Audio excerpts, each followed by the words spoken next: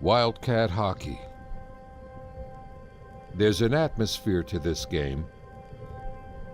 The icy chill that hovers in the air. The rumble of dedicated fans against the glass. The sound of metal carving its path. Someone once said hockey was figure skating in a war zone. They weren't exactly wrong.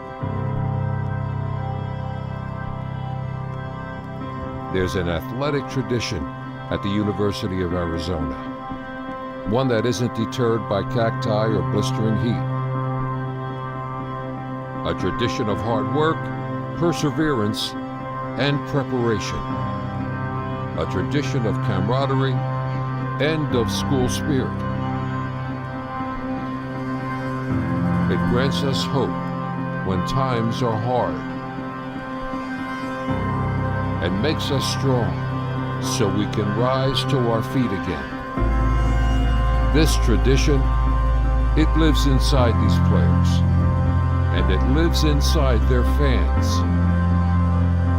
So join us. We're ready to bear down. And something tells us you are too.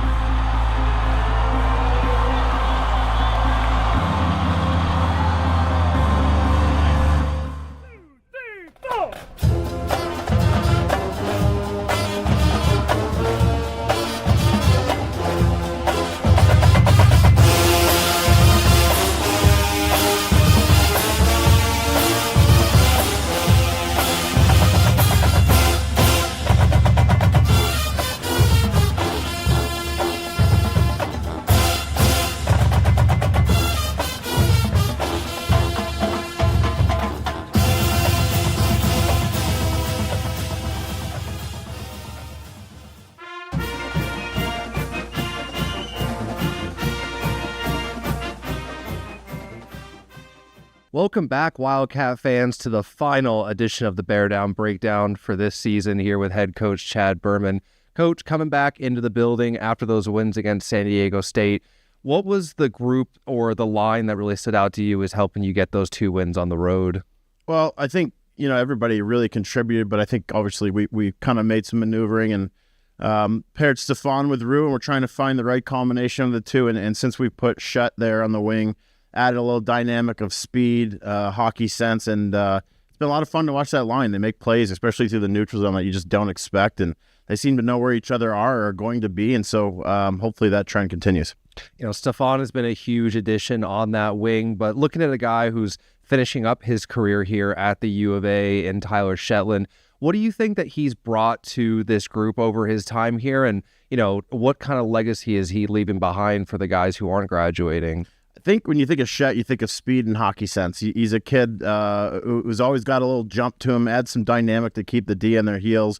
But it's the little plays he makes around the ice that makes his teammates around him better. And I personally, I think that's the best compliment you can give a player when their presence merely makes everybody else better. I think that says a lot about Shet and what he's brought to our organization. Another senior graduating in Will Josephson, he's been a staple, especially on that PK for the last 2 seasons. Just a tenacious kind of grinding player. You've been working with him for a number of years now during his time here. What has he also left behind in terms of his legacy?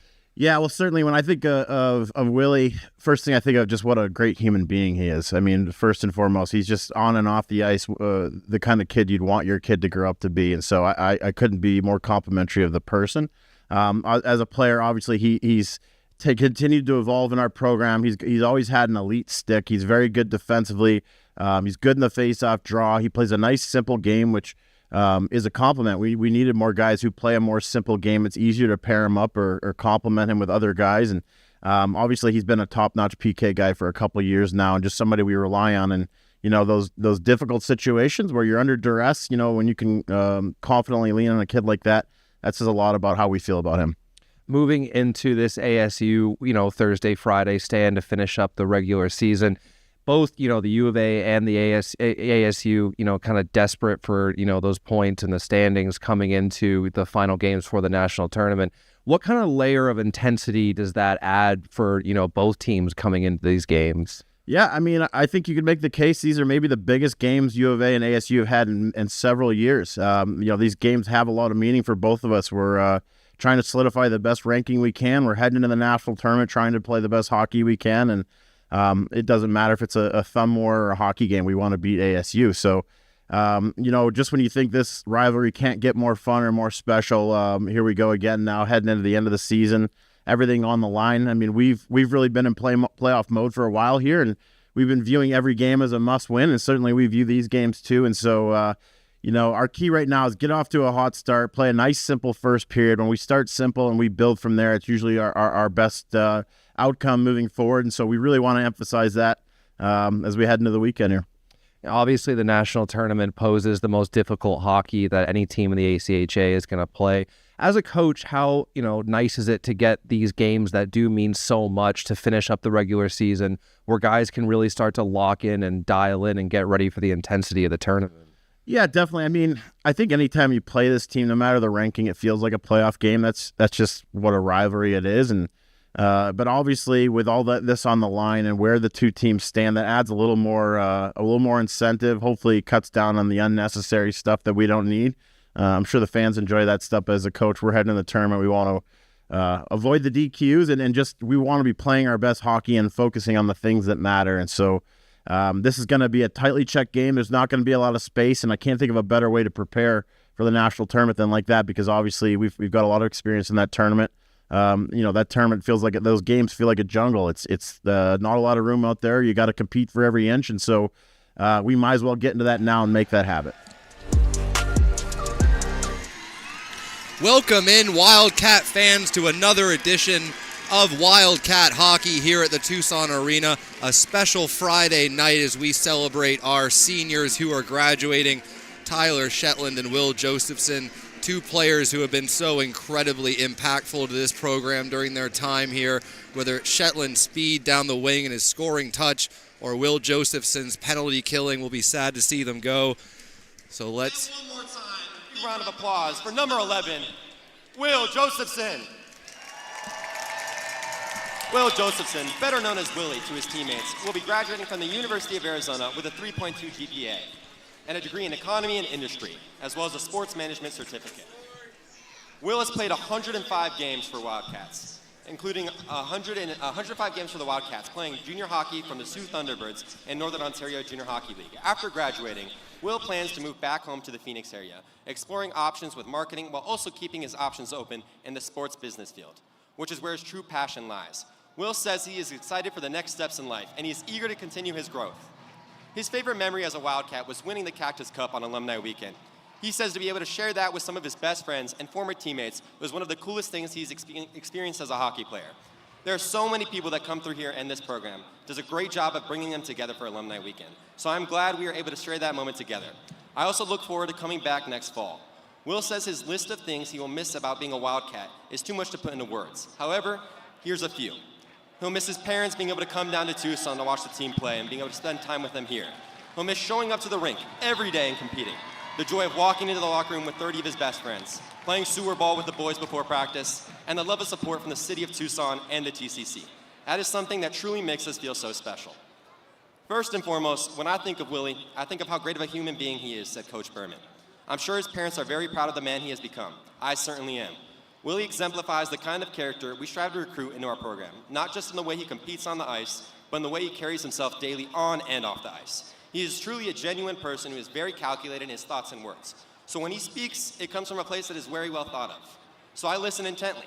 He is a guy that could be used up and down the lineup and never complain about his role, always willing to do whatever is best for the team. This is evident in his penalty kill, which we heavily relied on in huge moments throughout his time here. His leadership, although softly spoken, was loud in its impact. When he speaks, people are naturally drawn to him due to his genuine, compassionate nature. I truly look forward to seeing Willie at many alumni events moving forward and keeping up with his unlimited potential as he takes his next steps in his journey. Tonight, Will is joined by his parents, Debbie and Dave, his sister Hannah, his grandmother Eleanor, his girlfriend Nicole, and his friend Edgar. And he leaves the Wildcats with 4 Cactus Cups.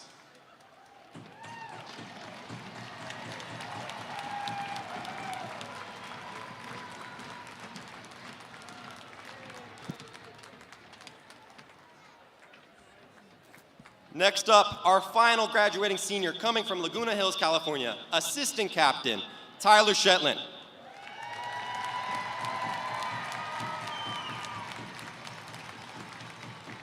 Tyler Shetland, better known as Shet to his teammates, came to the Wildcats as a transfer student from NCAA Division III Trine University, and he's played 77 games for the Cats, totaling 56 points. Tyler will be graduating from the University of Arizona with a 3.2 GPA and a bachelor's in law. He plans to pass the bar in California and become a full-time player agent. He will be taking on a full-time position with Advancement Hockey Advising and plans to get into coaching as well. He wants to give back to the community as long as he can.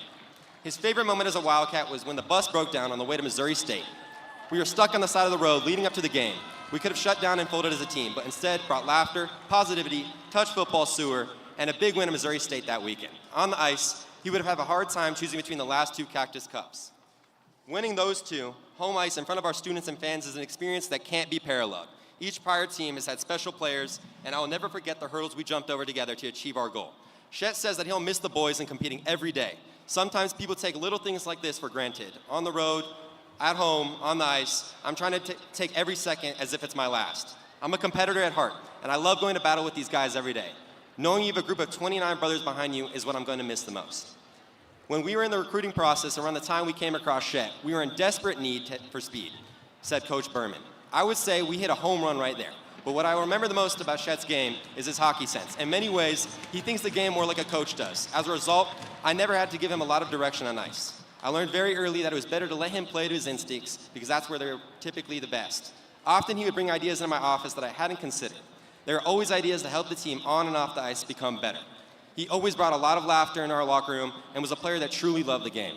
I have a feeling Shet will go on to make a major impact on the game moving forward, no matter what role he chooses, and I'm excited to keep in touch with him and see his endless growth ahead. Tonight, Tyler is joined by his parents, John and Nahal, his brother Braden, and his girlfriend, Kelly.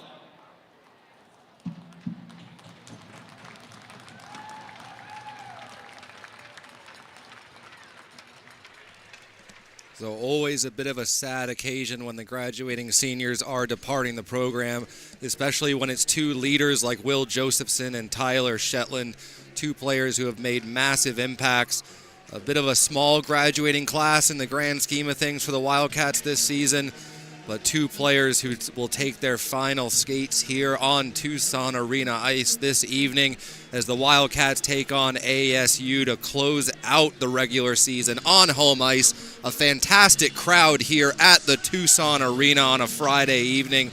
So amazing to see the Tucson community come out to support U of A Wildcat hockey and the graduating seniors. The Wildcats took yesterday's matchup with a 5-4 victory after ASU made a late push to try to tie things up. They did get one goal with the goalie pulled, so in that 6-on-5 scenario, they were able to get one back, but Hayden Gould in net for the Wildcats did not give up that fifth and tying goal, and he's going to be a critical piece this evening as Hayden Gould goes back-to-back.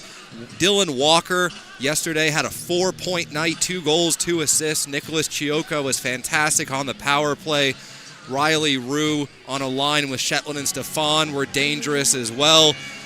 The only change so far here tonight in terms of roster, Justin Hughes out of the lineup, so Tristan Swiger will be taking his spot up on that second line at center.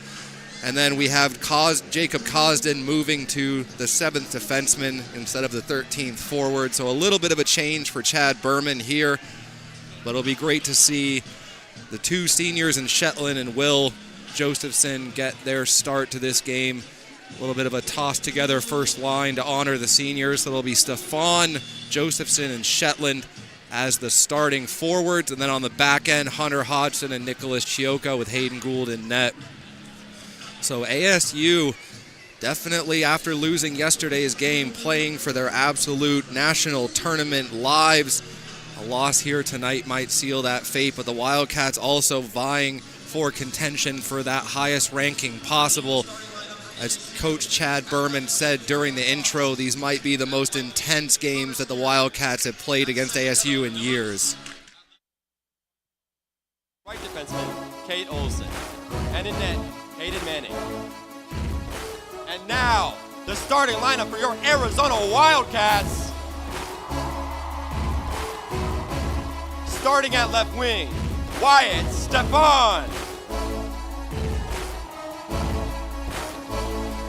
Starting at right wing, Tyler Shetland.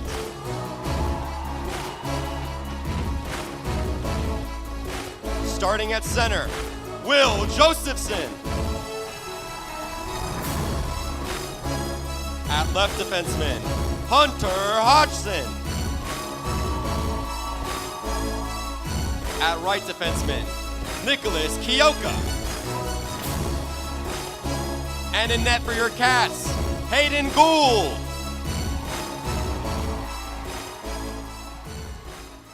And now, ladies and gentlemen, please turn your attention to Section 212 for tonight's playing of the National Anthem, performed by the University of Arizona Pet Band.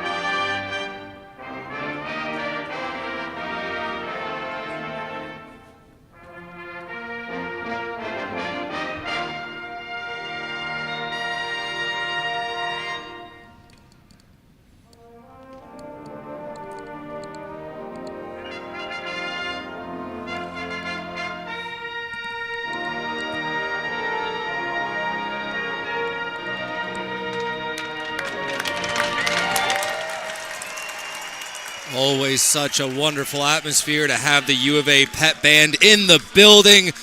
Possibly the best crowd of the entire season here tonight to say farewell to the seniors as we get set to drop the puck on what promises to be an incredibly exciting game here at the Tucson Arena. ASU looking for revenge. The Wildcats looking to complete the Thursday-Friday sweep and send the seniors off with a 6-1 record against ASU this season. The Cactus Cup already secured last semester in December. So the Wildcats win the 6th consecutive Cactus Cup with Shetland and Josephson. Will Josephson especially picking up his 4th Cactus Cup during his time here. But just so excited to see what this crowd and the energy it'll bring.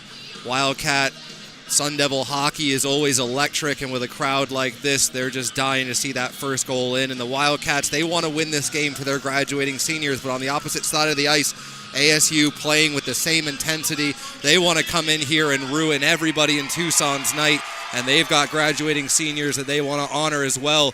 So we'll get things started here as Nicholas Kioka puts one right over the glass in the first 9 seconds of the game. ASU getting quickly in on the forecheck.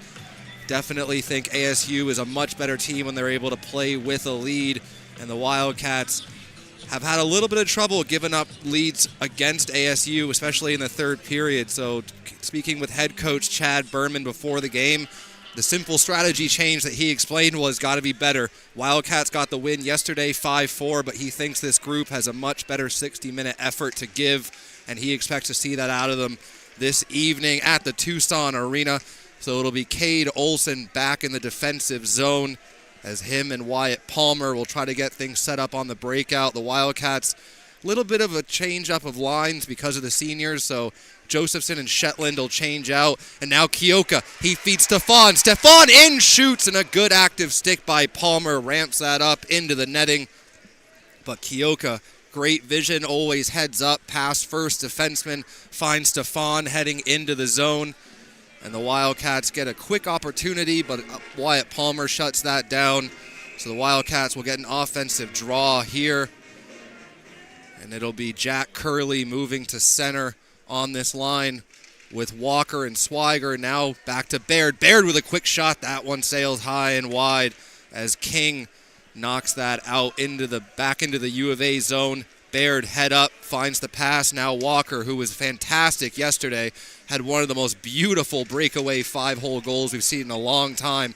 He's going to look to bring that offensive scoring acumen again, and we'll see how Swiger can complement these two. Curley gets a stick in on the ASU player and breaks up possession, so the Wildcats recover in their own zone. They throw it out to center ice, and Marchand throws a hard shot there on Gould. He decides to just shrug it off and get it with the glove. So that's the first save of the night for Hayden Gould. Not much of a risky shot there coming from all the way from center ice, but Marchand got a lot on that wrist shot, so Gould had to be aware. Like I said, just a fantastic crowd here at the Tucson Arena. It's a big building, but when you get this many people in here, there's nothing quite like it in the ACHA. So now Gross not able to win that face-off in the offensive zone, and another puck right into the glass. So good thing there's a lot of fans here, as a lot of souvenirs are being distributed early with 18:40 left to go in the first period. A couple pucks over the glass, a couple interesting little line changes. Both teams just try to settle in, probably. You know, especially for guys like Shetland and Josephson, knowing it's their last game on home ice, a lot of thoughts running through the head, but you just got to tune it out. So now ASU tries to throw a quick shot from the point. Gould puts that into the corner, comes back to the point. Now Olsen yet again throws it down low. Robinson tries the backhand pass into the slot. No one home, but Rossi couldn't control. So now Olsen with a quick shot. Gould didn't see that to the last second, but it went wide of the blocker. So now the Wildcats need to try to put some offensive pressure on, as ASU, especially off those face-off wins, has had the better of the offensive play. Erickson and Pizzo, the Keystone Cops in the ASU end. Usually it's Erickson laying out ASU players, but Pizzo on the receiving end of that. The Wildcats need to recover, not give ASU too much time and space. So Eddie Slack over the red line, feeds it over to Stoner. So Stoner gets it down in deep. Josephson chasing. They throw it around. Cooper Flynn on the near side looking to seal it in for the Wildcats. 5-man battle along the boards. Palmer comes away with it. And now ASU trying to break out of the zone. So 17:34 left to go. Turnover there. Put the puck right into the body of Kylie Ram. But Flynn comes back and takes out his man. So shuts down that opportunity, then gets a great shot block. So Flynn might have had a turnover, but a couple of great defensive plays. But now ASU, time in the slot, and Gould with a great save as Cooper Flynn comes in and puts Mark Ducharme down in front of the net. So Cooper Flynn playing with a little bit of aggression under his helmet. Definitely want to see the Wildcats stay disciplined, though. ASU is the most dangerous when they're on that power play. 5-on-5, the Wildcats match up incredibly well, but on the power play, ASU can be deadly. So Flynn, good job there to just walk the line but not take a penalty, as Maloney tries to get this down the boards to Shetland, comes back in on Gould. Gould waits, decides to go around the boards. Read well by ASU as they're able to pick that up as Cooch shut down that clear opportunity, but now the Wildcats off the board. Shetland, he takes a hard hit, but that opens up a little bit of space for Baird to get it down deep. Not able to, though. So the Wildcats having a little bit of trouble entering the ASU zone at the moment.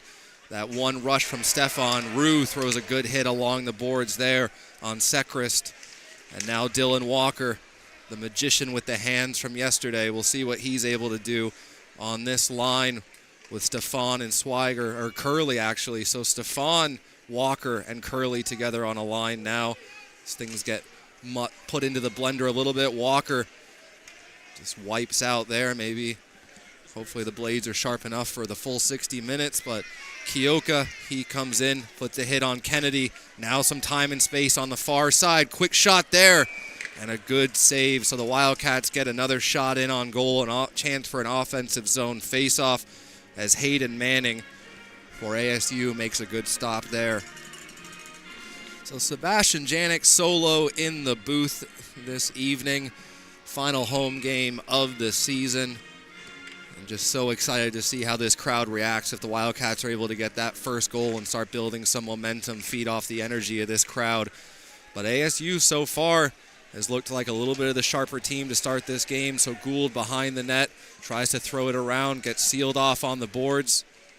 And once again, ASU will look to set up in the offensive zone. Cade Olson, he backhands it down the boards, and that's a third puck heading up into the same seating area. So fans in that section are getting treated to 3 pucks so far in less than the first 5 minutes of the game. 15:51 left to go in the first period as the Wildcats try to get their offensive rhythm going. Sean Phillips in to take the face-off for ASU. Refs decide he doesn't like that one, so they'll drop it again. So Curley in to take the face-off against Phillips. Phillips waved out, so Quast will come in. Actually, they're not going to send Quast in. They decide to go with Kennedy instead, so he switches out with Quast. So a chance here. Kennedy able to cleanly win it back to Olson. Those face-offs in the offensive zone have been going the Sun Devils' way, and that's allowed them to get a couple good opportunities so far in this first period. Now a battle along the boards. Phillips puts Curley in there. Tries to pressure the puck from under the skates. Phillips comes away with it, throws a wraparound on. Don't know if that ever got onto Gould, but now Swiger, he gets lined up, dodges a hit. Then he gets taken into the boards hard by Phillips. So Phillips trying to line up, or 2 ASU Sun Devils trying to line up the Wildcats, and Swiger avoided the first hit but gets buried on the second as ASU looking to establish some dominance here in the early part of the game. Now Gross with a nice move, gets it across to Kennedy. Kennedy with a quick shot, but that was offsides. So Rossi going at it there with Olson, and based off of the way the Wildcats' body language is right now, that hit by Flynn in front of the net and then Swiger taking that hit along the benches, there's a lot of hate that could possibly boil over. ASU, U of A, always a fascinating matchup just in terms of no matter where they are in the standings, they play like it's a championship game. Both teams with an immense amount of pride.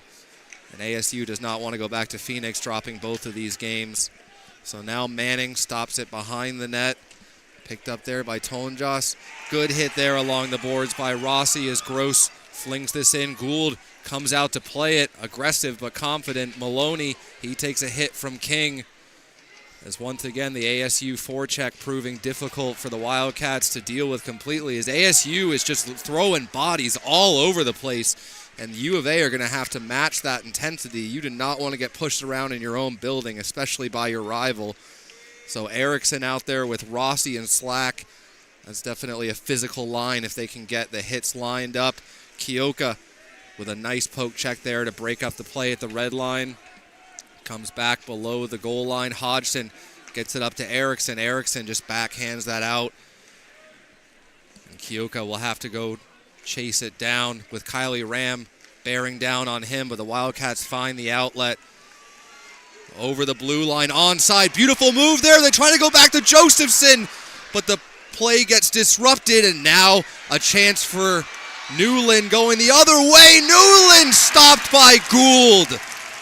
So the Wildcats give up a dangerous opportunity to number 91, Carter Newland, but Gould able to bail them out there as the Wildcats really need to find some sort of rhythm. As so far, with about 6.5 gone in the first period, ASU has had the better of the physical play and the danger chances. Still obviously a lot of hockey left now. Tyler Shetland, he feeds it up. Beautiful pass there to Stefan. Back to Shetland out in front! And a great save by Manning after the beautiful give and go between Shetland and Stefan. So they create the first A-plus opportunity for the Wildcats in this game. And a great job by Manning to stay with Shetland all the way there and shut down that opportunity. Now Kylie Ram, he feeds it to the middle. Quick shot there, and that one went wide. Now Cade Olson up at the point, spins away from Walker and creates some room. Rue commits to the hit. So the Wildcats playing man-on-man here. Switches out, so Stoner goes to cover. Gould, quick shot in tight there as there's some chaos in front of the net. Flynn just trying to bat it out of the zone, and they do get it past the blue line, so the Wildcats will be able to get a couple changes. But now an opportunity here, and Gould with another beautiful blocker save as he has shut down multiple grade A opportunities from the Sun Devils so far. Now Olson feeds it back down low. Not able to pull it out of the skates there. So the Wildcats will try to go back the other way. Is very impressed with ASU's intensity. Kate Olsen reads that pass all the way, picks it off. Another costly turnover. Olsen looking for the backdoor play. Gould gets a pad on it, but the puck still comes out to Olsen. He fires that one high and wide as ASU is just all over the U of A here. Walker trying to tie up his man, allow a Wildcat to get to that puck, and another puck out and over the glass. So some tense moments here, but Hayden Gould, cool, calm, and collected in net. Some great saves so far in this first period as ASU is outshot, out-hit, and so far outskated the U of A. And that's something that Chad Berman is not going to be happy about after he knows what this group is capable of after last night's game. Kind of sat back in the third period, and there's going to be a penalty here coming up against ASU as they had possession. So just as ASU was getting all the momentum in the offensive zone, ASU takes a penalty here. So that'll be number 25, Trevor Kennedy, go into the box as he'll get his adoration from the U of A crowd for providing the University of Arizona a power play here. And a huge moment in this game as the Wildcats, who have not been the better team so far, have a golden opportunity here on the power play. And this power play unit yesterday, a little bit of a different look because Hughes isn't out there on this line, but the Wildcats with a fantastic opportunity. Hughes not on this line, so a little bit of a different look. Rue in the center, Shetland, and then Walker and Kioka quarterbacking the play up at the point. So Shetland digging in to take the face-off, get some good support there from Stefan, but just can't connect with Kioka. So now back over the line. Walker tries to feed it across. Broken play, but it works out just fine. Shetland gets there first. Now Walker. So Walker holds, waits, creates some opportunity. Walker, another power play specialist along with Kioka. Trying to force the pass up through the middle was Rue. And a good read there by Wyatt Palmer to shut that down with 1:32 left to go on the power play. Nicholas Kioka drops it back for Shetland. Now over to Stefan. Stefan throws it around the back of the net. Quick touch back to Kioka. He throws it into Shetland's skates but stays in the zone. Now Stefan over to Shetland. Shetland down low to Rue, but Kate Olsen's all over him. Rue trying to win the one-on-one puck battle, and he does. So back to Stefan. Stefan down low to Shetland. A couple opportunities in the slot, but Manning gets a pad on the first opportunity. Kioka just not able to seal that in at the line. The Wildcats have to touch up with 54 seconds left to go on the power play as ASU looks to wind down the clock here as much as possible, get the fresh bodies on, and U of A will do the same. 42 seconds left to go on the power play as the Wildcats get their second unit out there. Billy Maloney throws a pass into space for Swiger. A bit of miscommunication there, but the Wildcats recover. So Maloney dishes it to Rossi. Now Rossi tries to throw it in on net, doesn't get through. So now Tristan Swiger down below the goal line. Swiger back up top to Maloney. Now over to Curley with a shot. Looking for a tip out in front was Rossi, but Manning did a good job to fight through the screen and get a pad on that.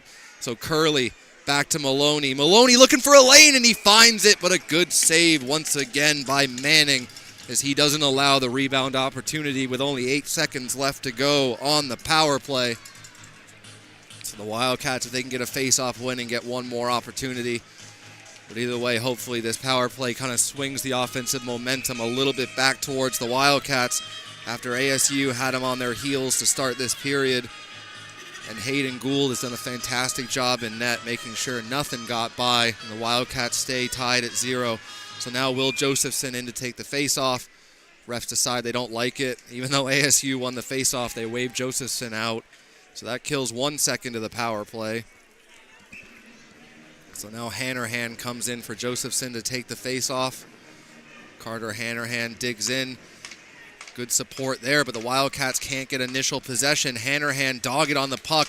Now Eddie Slack below the goal line. Tries to throw one there. Kioka with a quick turnaround shot, and that hit Josephson out in front. So coming out of the box, number 25, Trevor Kennedy, as ASU still looking for those huge hits at open ice. So heads up for the Wildcats, but they need to start applying a little bit of that physical pressure, get the Sun Devils looking over their shoulder. Now King in the slot. Slack does a fantastic job to fight through that. Tries to get it in over the blue line. Kioka finishes the effort 1-on-4. So a fantastic second effort there by Nicholas Kioka to make sure that gets over the blue line. So now Olsen trying to go to Robinson. Kioka seals it off. And the refs are going to rule a hand pass here, so that'll get blown dead. But a good job by Kioka to pinch down the boards and make sure Robinson didn't have any time and space to get back going down the other side of the ice. So 9:04 left to go in the first period as we get our first media timeout of the game.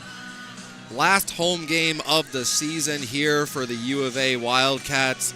Back-to-backs against ASU. No better way to finish off the season. And then looking next will be the Wildcats preparing for the national tournament. Depending on how these ASU games finish up rankings-wise, keep an eye on our social media for all the information about the national tournament, who the first game will be against. Maybe get some interviews with coach and players and try to figure out exactly how Coach Chad Berman is approaching this national tournament, which even though the Wildcats have not had the best season in terms of what they expected record-wise, Hayden Gould, maybe there's an ability, for them to ride a hot goaltender if Hayden Gould can continue his tremendous play. So now face-off comes outside the zone. A result of that hand pass. Rue will come in to take the face-off for the University of Arizona. And on the ASU side, Gross try to win possession back here. So Rue and Gross. Rue gets waved out, so Shetland will come in. Shetland able to win that puck back to Baird. Now Baird over to Maloney, his D partner. They throw it in deep. Manning just paddles it down. Olsen under pressure there from Rue, but able to escape it. So Olsen, he'll play catch with his D partner and Grady Franklin. Olsen tries to feed Robinson, couldn't connect. Little touch pass up to Rue. Rue with a good heads-up play, looking for Stefan, but he just redirects that one high up into the seating area. There's another fan will pick up another souvenir. That's 4 pucks into the crowd so far this evening. So Wildcat fans who decided to come out tonight, apparently their odds of winning a puck are much higher than usual with 8:38 left to go in the first period. ASU only out shooting U of A by 1 shot now as U of A has turned the tides a little bit. That power play going a long way in that regard. So they'll dig in for another face-off here. Good win by Jack Curley. So now over to Flynn. Flynn tries to get it to Swiger, just not able to get it deep. Cosden gets in on the forecheck. And now Newland gets it over. Nice job there by Kylie Ram to catch that pass behind him, pull it through the legs. Cooper Flynn, his stick goes flying. I think it snapped on him there, so Cooper Flynn with a bit of an expensive game against ASU. Quick shot there, looking for a tip out in front. Didn't quite get the redirect, but Hayden Gould with another good pad save. As Kioka, he'll backhand it up the boards. Kioka takes a big high hit down behind the play. Kioka is down and hurt right in front of the linesman, and they're deciding not to blow this dead.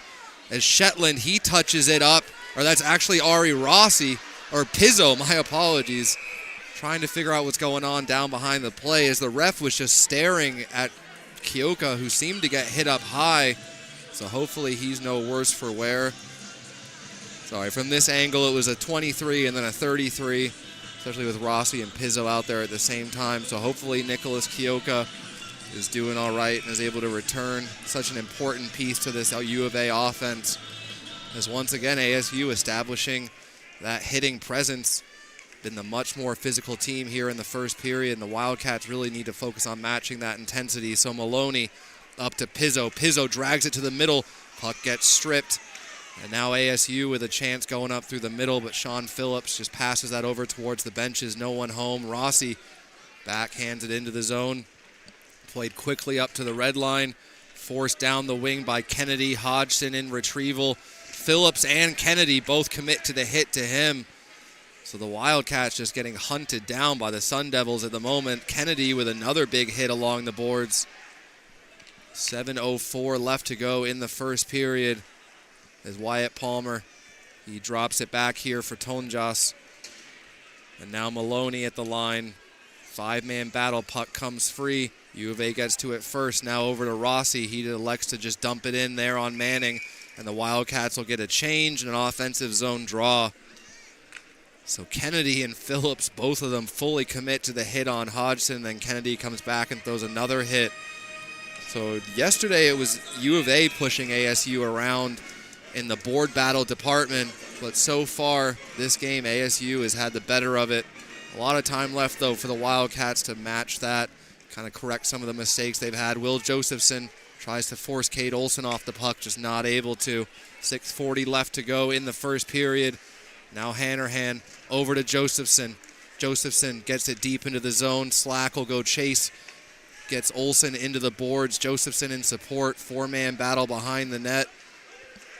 As Josephson and Slack try to battle away at it with Cooch down there for ASU as well. Josephson pulls it free, puts his man into the board, so a good effort there by Will Josephson trying to keep this forecheck going. So that comes out of the zone. Stoner goes down. Flynn has to recover with ASU pressuring. The Wildcats are able to get it out past the blue line after Stoner toe-picked and went down. His D partner and Flynn with a good job to recover there. So now over the line is Sechrist. Just throws it in behind the net. ASU content to change out, get some fresh bodies. New line out there now. Tyler Shetland.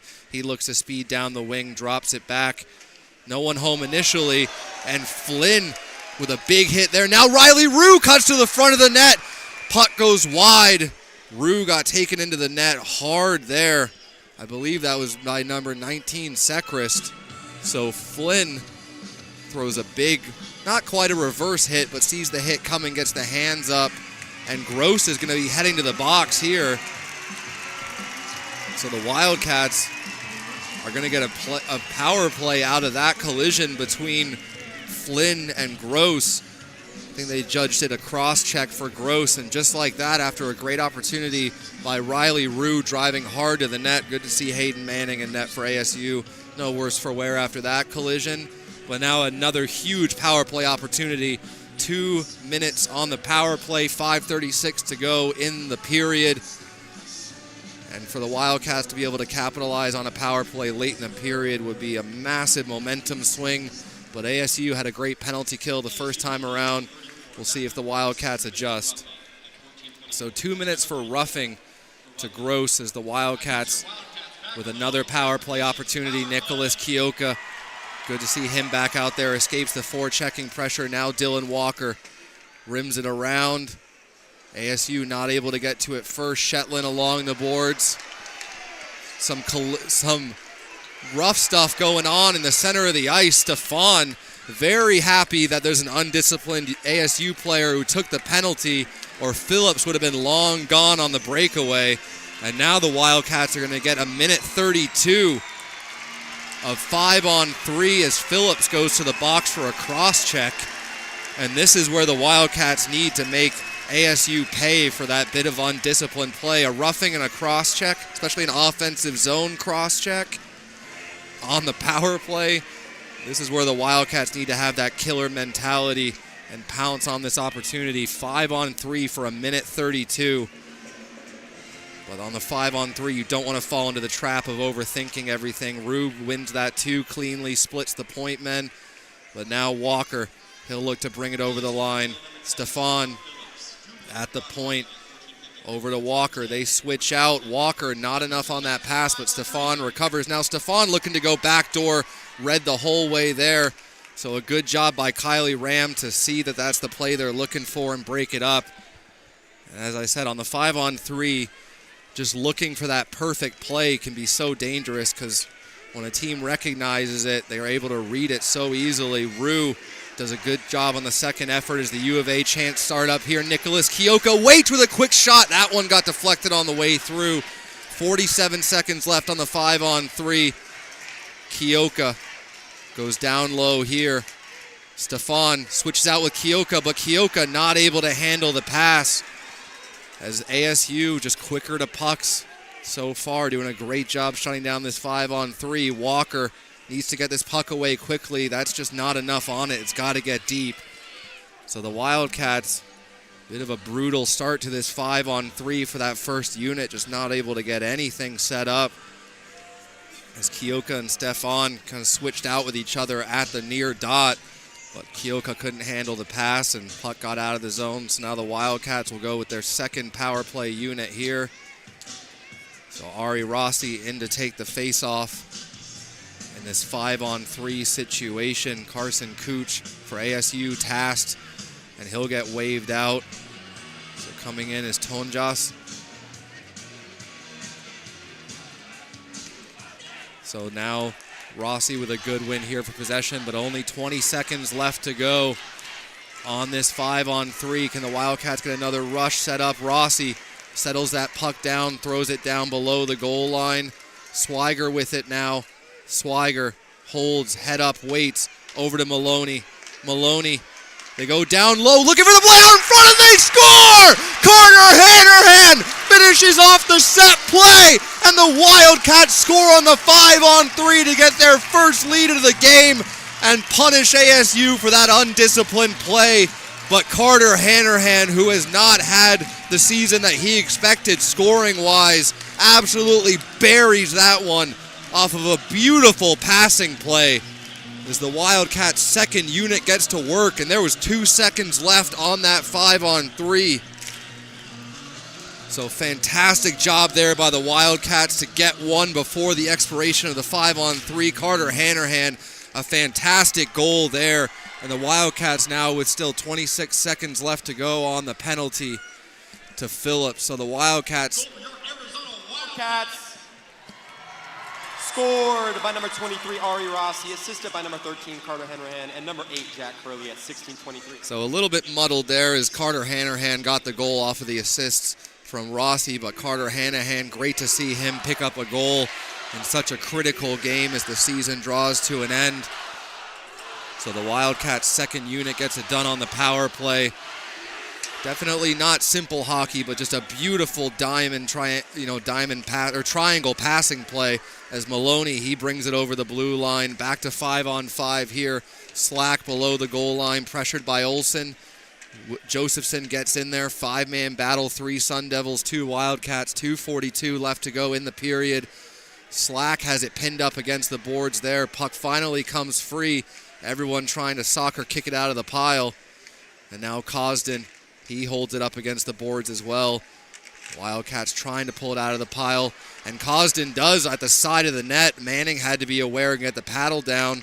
So Cosden tries to go back to the point to Kioka. Kioka throws this one in as Slack in a battle there with Cade Olsen. And for anyone who's ever seen Eddie Slack in the gym, I don't think Cade Olsen wants any piece of that. So the Wildcats maybe starting to frustrate ASU a little bit. After ASU, definitely I can imagine their bench thought they had the better of the first period, but just a couple bad penalties, and the Wildcats make them pay, scoring on the power play, the special teams coming through. So Riley Rue in to take the face-off here against Kylie Ram. So Rue tries to win it to Stefan, and he does. Now Stefan, one hand on the stick, trying to go down low, not able to get it to where he wanted to, but ASU not able to clear the zone either. Stefan just tied up there. Shetland's got a man tumble in on top of him down below the goal line. Newland gets it in. Somehow that puck stayed onside. Hayden Gould, fantastic little pad save there. Didn't look like there was much to it, but that play kind of developed out of nowhere after what looked like a play was going off sides. But some great hustle by the Sun Devils to hold that one in the zone. So 1:56 left to go here in the first period. Kylie Ram in to take the face-off for ASU in the U of A zone. It'll be Jack Curley for the Wildcats, but Ram able to win it. Quick shot there. Gould in and out of the glove.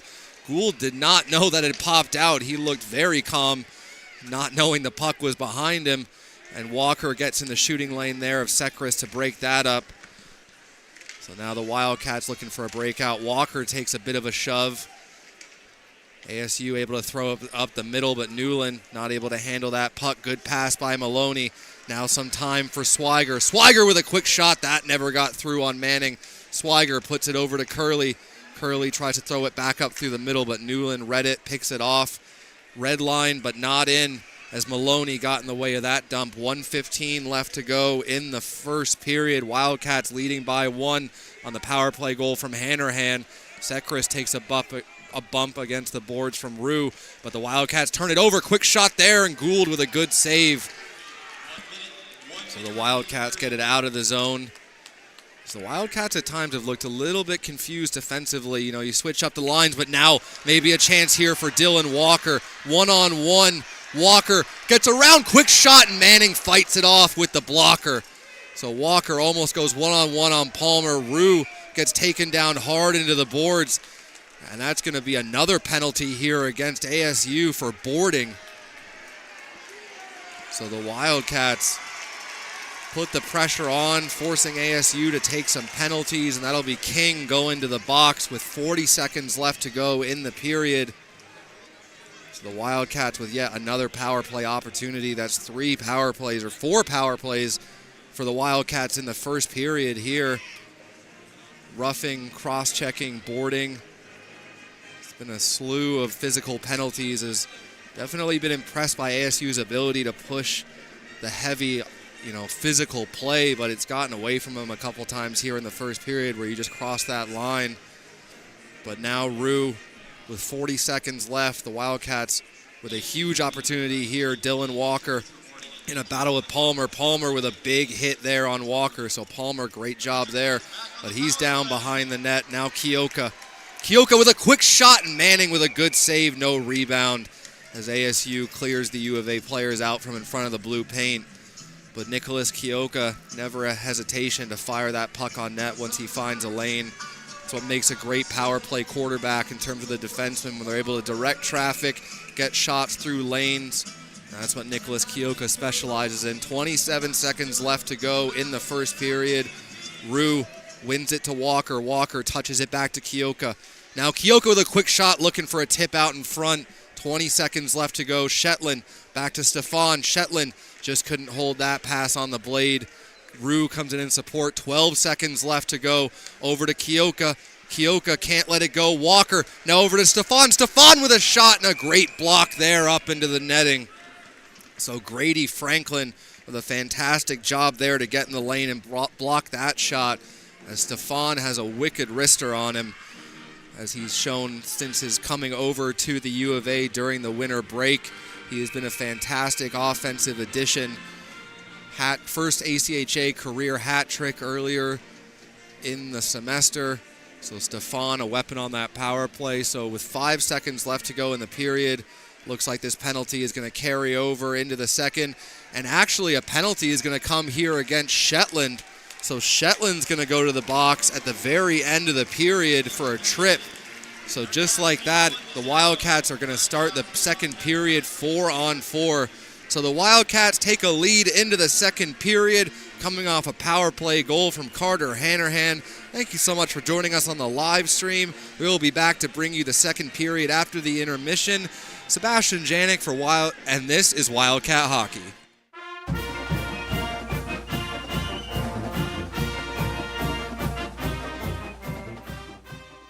Here with Tyler Shetland heading into the final 2 games of the regular season here at the Tucson Arena. Tyler, you're finishing up your time here at the University of Arizona. What has this program meant to you, not only as a player, but as a person during your time here?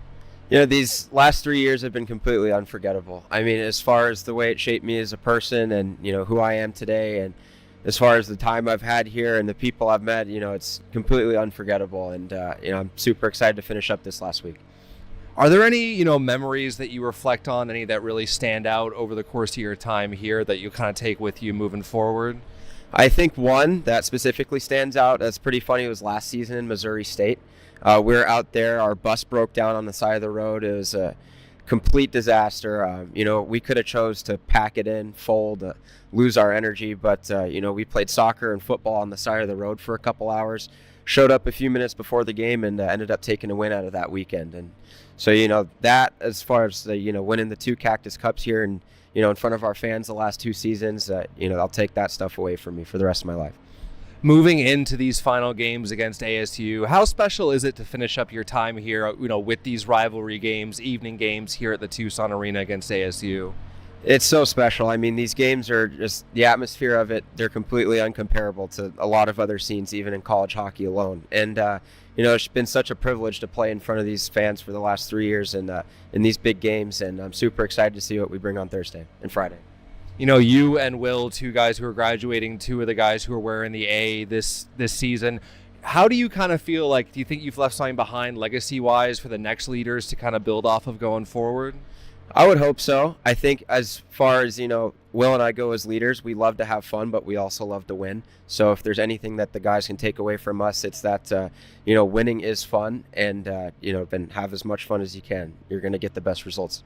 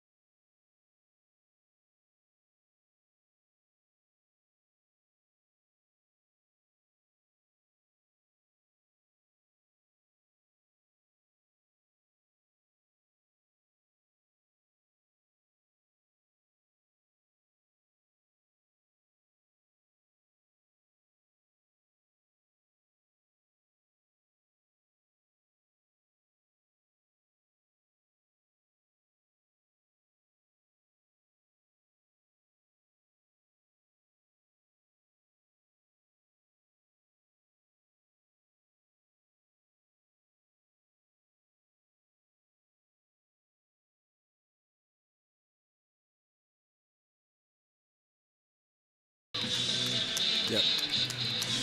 Welcome back, Wildcat fans, to the Tucson Arena as your Wildcats hit the ice to start the second period. Wildcats bring a 1-goal lead into the second off of a power play goal from Carter Hanrahan after he finished off a beautiful passing play courtesy of Tristan Swiger and Ari Rossi. So the second unit for the Wildcats scores a crucial goal in the first.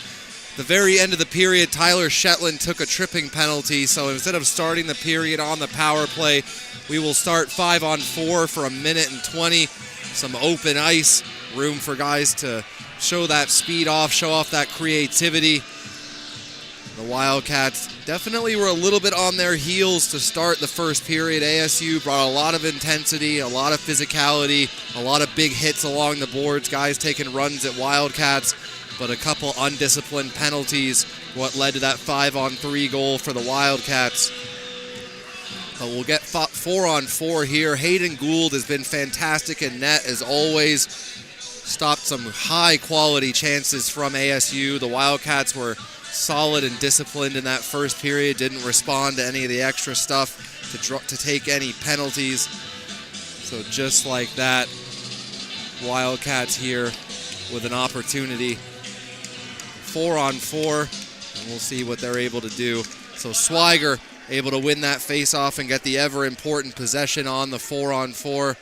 So Maloney behind the net will survey. Newland shadowing him.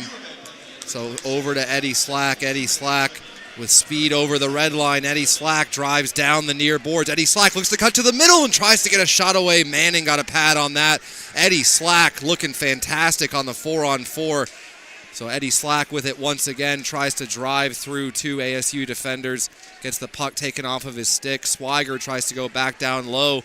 Great job there by Baird to recognize, pinch down responsively, not allow Olsen to get the puck, and Baird allows the U of A to change out behind him. 36 seconds left to go on the 4-on-4 before an abbreviated power play for ASU. Now Rue comes away with the puck down below the net, feeds it to the slot. Maloney with a shot, and that one just goes high. Stefan trying to sling it back on net, can't connect. But now Stefan creates some time and space. Hunter Hodgson looking for the tip out in front. That one hit the back of Rue. Kioka gets it over to Stefan. Stefan with a shot and a good block there out in front by Grady Franklin, but the Wildcats turn it back over. 4 seconds left on the 4-on-4 before ASU comes out on a short power play. Play gets blown dead here as the net comes off the moorings. But a great opportunity started by Eddie Slack, driving down the near boards. Good speed, comes in and is able to generate a couple opportunities on that 4-on-4, but that's done now. Shetland still in the box. So 41 seconds of power play time here for ASU as they are dangerous on the power play. So Will Josephson tasked with winning this face-off, ties up King, Hodgson support, and the Wildcats get it down over the blue line. So one of the graduating seniors in Will Josephson doing what he does best, killing penalties, just being a responsible player, as Coach Berman described him. It's just playing a simple game, and that is a huge compliment. Gould decides to lift this up through the middle of the ice, knocked down by ASU, but now Brian Erickson. Brian Erickson in, trying to get a shot away. The diving back check just gets the puck off of the stick of Erickson, but the Wildcats killing this penalty expertly. Now Brian Erickson 2-on-1 with Josephson. Erickson drives to the front, chance still, puck still loose. Manning with a couple fantastic pad saves as Brian Erickson on the penalty kill. Manning, his stick is behind the net. He retrieves the paddle now. Now Robinson stops up. A lot of time and space. ASU player goes flying into the board. Shetland, but there's a penalty behind the play, so a trip coming here, as Shetland would have been gone with Swiger, but a trip called against Will Josephson. Didn't see the trip. I think that's why the ASU player was sliding into the boards like that. So just as Josephson and Erickson do a fantastic job killing off that penalty, Wildcats will go right back to the PK with arguably their best penalty killer in the box in Will Josephson. So Coach Chad Berman going to have to make some adjustments here to the PK unit. And a huge opportunity for ASU getting back on the power play here with 17:45 left to go in the second period. Wildcats win the faceoff. Gould rims it around. Hanrahan gets there first and sends it all the way down. So now ASU looks to set up the breakout on the power play. Cooch goes across ice at the red line. Onside play here for Kylie Ram as he looks to throw it to the slot, but Hanrahan with a great active stick breaks up that pass. Now Kate Olsen at the point. They start to work the triangle. Kate Olsen looking for a lane, can't find it as Hanrahan got the leg in the way. A fantastic block there by Carter Hanrahan. As the Wildcats continue to tie up ASU along the boards and get the puck all the way down and kill off the first 45 seconds of this power play. So now ASU once again winds up the breakout. U of A stacked up at the red and the blue line, but ASU finds the space to get into the zone. Good job there by Cosden to read that ASU was trying to go to the slot, had the stick down. Now Hunter Hodgson, the defenseman, racing all the way down to put the pressure on Manning. And that allows the U of A to get a change. Hunter Hodgson will skate back to the blue line. Robinson cherry picking up at the line along with King. Robinson, the trigger man on this power play, as they'll look to get the puck to him. Gould tries to knock it down, just can't get a paddle on it. And now a chance here for Gross as he tries to feed it to the middle, but read well, hard and out. Great job there to elevate that puck as Robinson was trying to seal off the boards. So now it'll be Ty Marchant. Tries to go across to Gross. Pass was behind him. 15 seconds left to go on the power play. Robinson over the blue line, touches it over to King. King back to Robinson. They try to find Marchant. Puck's just in front of him. Marchant with a quick turnaround shot. 4 seconds left to go on the power play as Josephson standing up in the box waiting to fly out. There's Josephson goes. Marchant with a shot and a good pad save by Hayden Gould. So back to 5-on-5 with Josephson out of the box. Beautiful defensive play there by Baird to strip the puck, but Josephson can't clear it past Robinson. Josephson tries to get in the lane. Diving block opportunity there by Hanrahan. Shut that opportunity down. And now the Wildcats will just lift it past the red line. Good job by Hanrahan to not put enough on that to take the icing. So 15-15 left to go. Wildcats quickly in transition. Now Stefan with Shetland driving. Stefan with the shot. Just elevates it over the top of the net after the toe drag. Waiting for the ASU player to get down for the block. And Stefan just elevates that one a little bit too much. But he's got the shot first mentality going as well. So Wyatt Stefan, such a weapon when he's letting that wrist shot go. Now Quast throws a shot in, forces Gould to just block her that to the corner. And now Nicholas Kioka tries to go off the boards, gets enough on it on the backhand. But not much support there for Stefan as Phillips trying to fight through to get it. Hodgson comes in support. Good job by Hodgson. He gets taken down to the ice by Phillips. So Kioka throwing it up through the middle of the ice, trying to catch a streaking Stefan, blocked down by ASU, but they got a tag up on the offsides. Marchant takes a hard hit along the boards. And now Kioka head up once again, looking for that pass out of the zone, trying to spring a forward on a break. Kioka throws it down the boards. Erickson got a piece of it, so that puck gets into the zone. Rossi hard on the forecheck. Now Rossi over to Pizzo. Pizzo just not able to get a stick on that. Costin steps into one and blasts it high over the glove side. And now racing back for it is Carson Cooch. Flynn, he gets taken hard into the boards. That's going to be a penalty all day. So Carson Cooch going back at Cooper Flynn after he had taken the hit. And what U of A needs to do right now is just smile, take a couple pops to the face if necessary, and get back on the power play, as that was a dangerous hit by Cooch. As Flynn does stop up there at the last second, but Cooch has to be ready for that. You can't put a guy into the boards that dangerously. It's going to be a penalty every single time. So as Carson Cooch heads to the box, we'll see what the call is going to be here. Can't see it being a 5-minute major, as Flynn was all right after that play, but a bit of undisciplined hockey yet again here as ASU had a couple good opportunities. Gould was up to the task. So the Wildcats will go back on the power play. So it's nothing better than the slap shot movie analysis of what a penalty is. You just go sit in the box. So Rue in to take the face off here. Rue gets waved out. Shetland will come in. So 2 minutes for Carson Cooch. So the Wildcats will get another opportunity here on the power play. So 2 minutes for boarding. And the Wildcats will look to set up the power play once again. Sean Phillips causing some trouble here for Nicholas Kioka, but he gets it over to Stefan. Stefan over the red line, dumps it in deep. Manning paddles it down. Good job there by ASU to just get that puck out of the zone right away.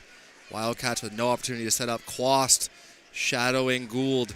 Now Kioka, he's forced to go up the boards quickly to Shetland, but he can't pick it up. So the power play looking very disjointed here with 13:09 left to go in the second period.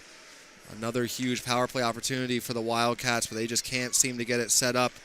So now Walker touches it back to Kioka. Stefan over the line, feeds it to Hannerhan. Hannerhan tries to go back to the point to Kioka. Kioka keeps it in. Now Wyatt Stefan with 1 minute left to go. Stefan with the shot, and that hit the side of the net. There was definitely some room there on that blocker side. Stefan just sent it a little bit wide.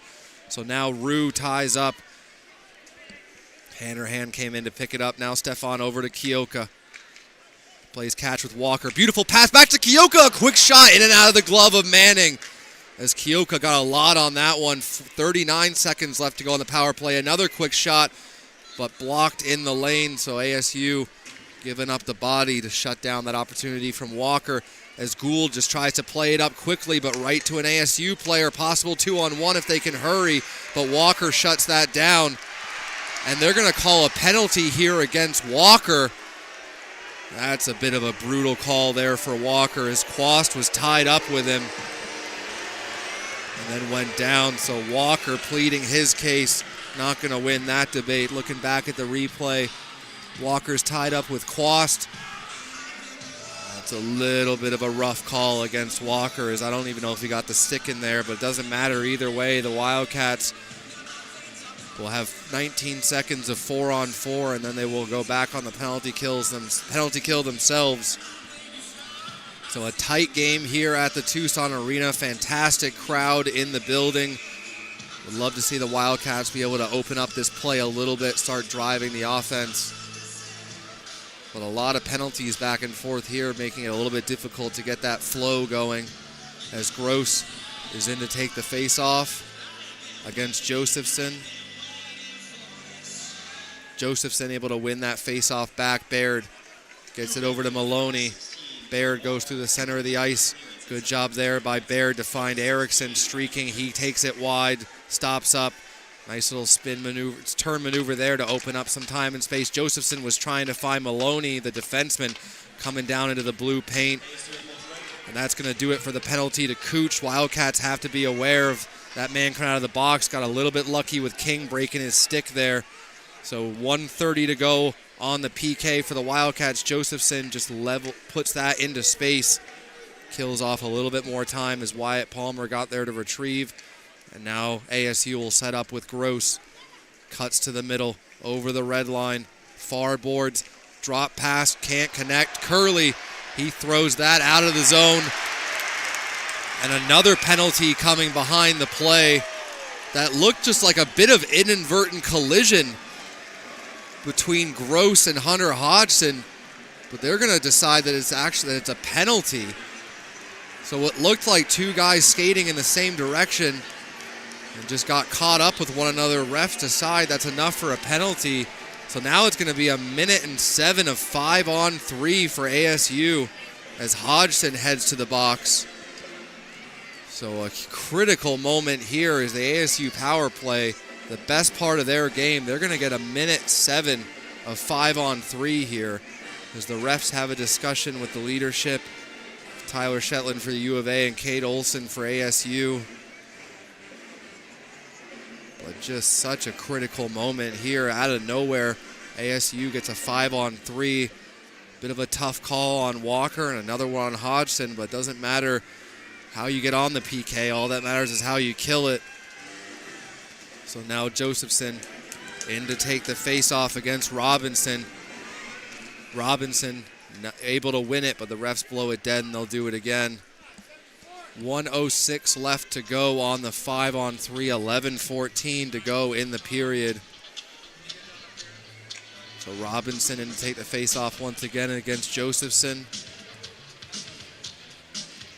A massive face-off here for the graduating senior and Will Josephson. Gets waved out. Not quite sure what the refs are trying to figure out here. Maloney, the defenseman, he had not much of a chance of winning that face-off against Robinson. So now Gross over to Marchant. Marchant holds down low to Gross, over to Robinson. Robinson with a shot and a great block by Baird. Now Marchant with it again. Robinson over to Gross. Gross with a shot. That one got deflected high. 44 seconds to go on the 5-on-3. It's going to feel like an eternity for the fans in this building, but Gross can't connect on the pass to Robinson, and that puck will come out of the zone. Now Ryan Robinson feeds it over to Gross.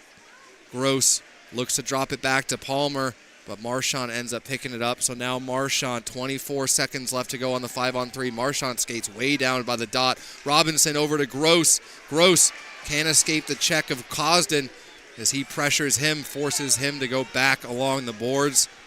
Robinson over to Marchant. Back to Robinson. Robinson with a shot. That got blocked. Great block by Cosden.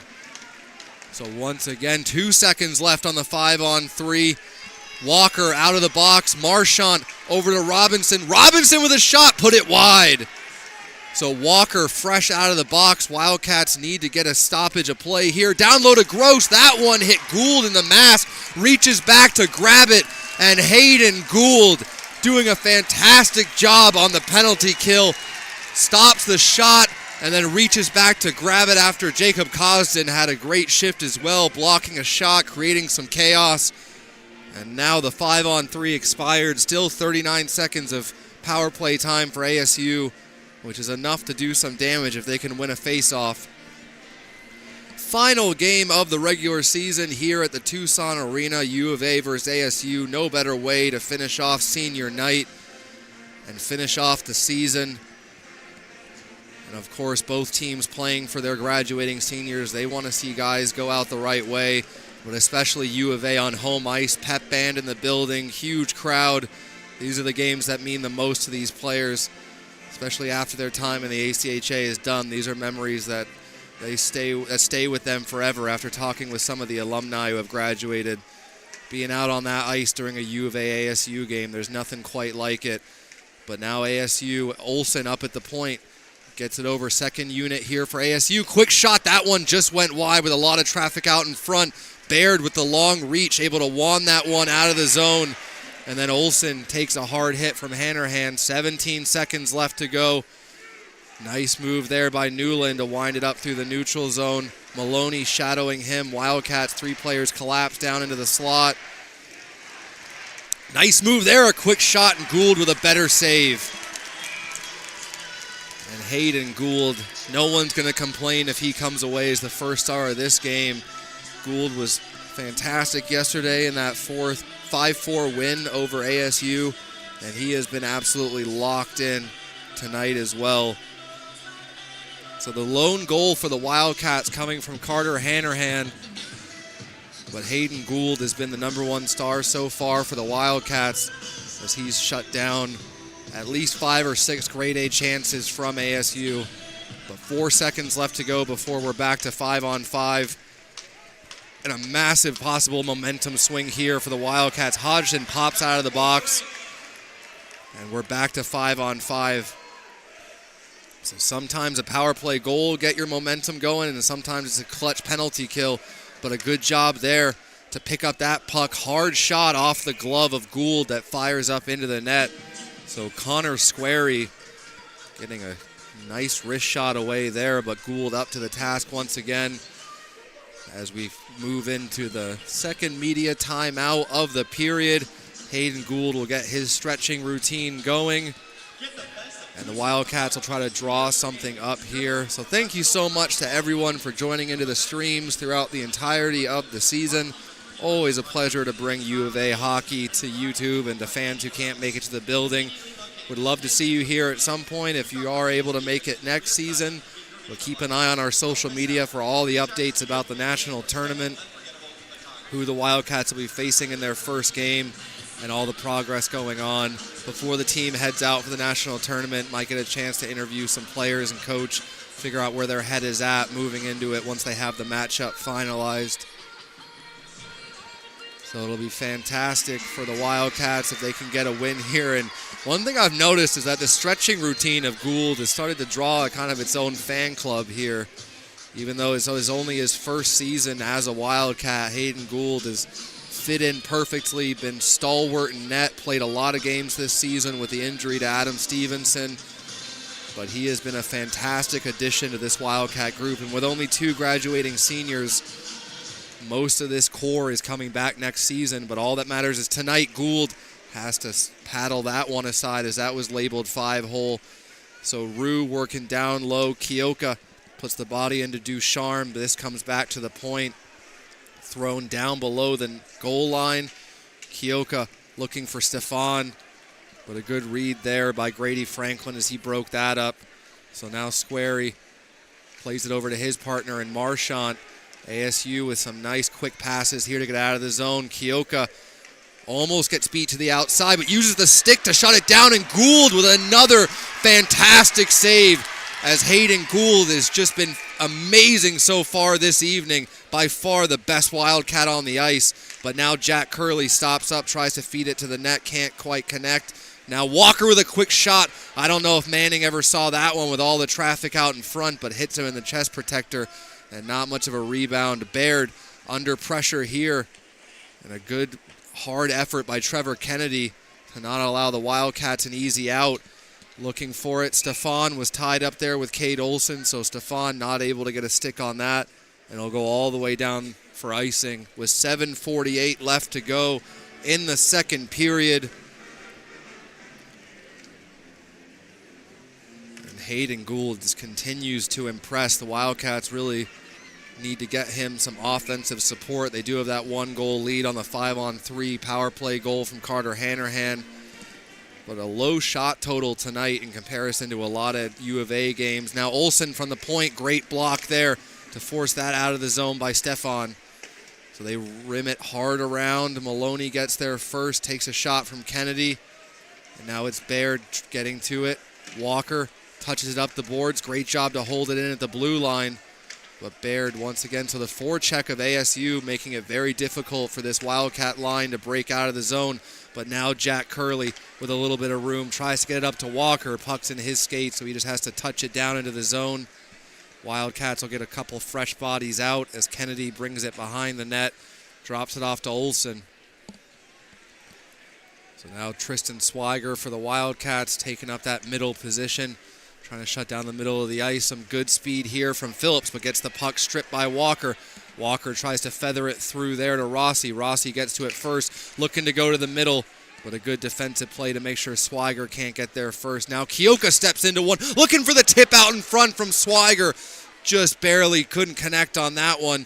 But what an idea there from Kioka. Sells one-timer, and the ref's a little bit slow on the whistle there, so Wildcats got in trying to put a stick in.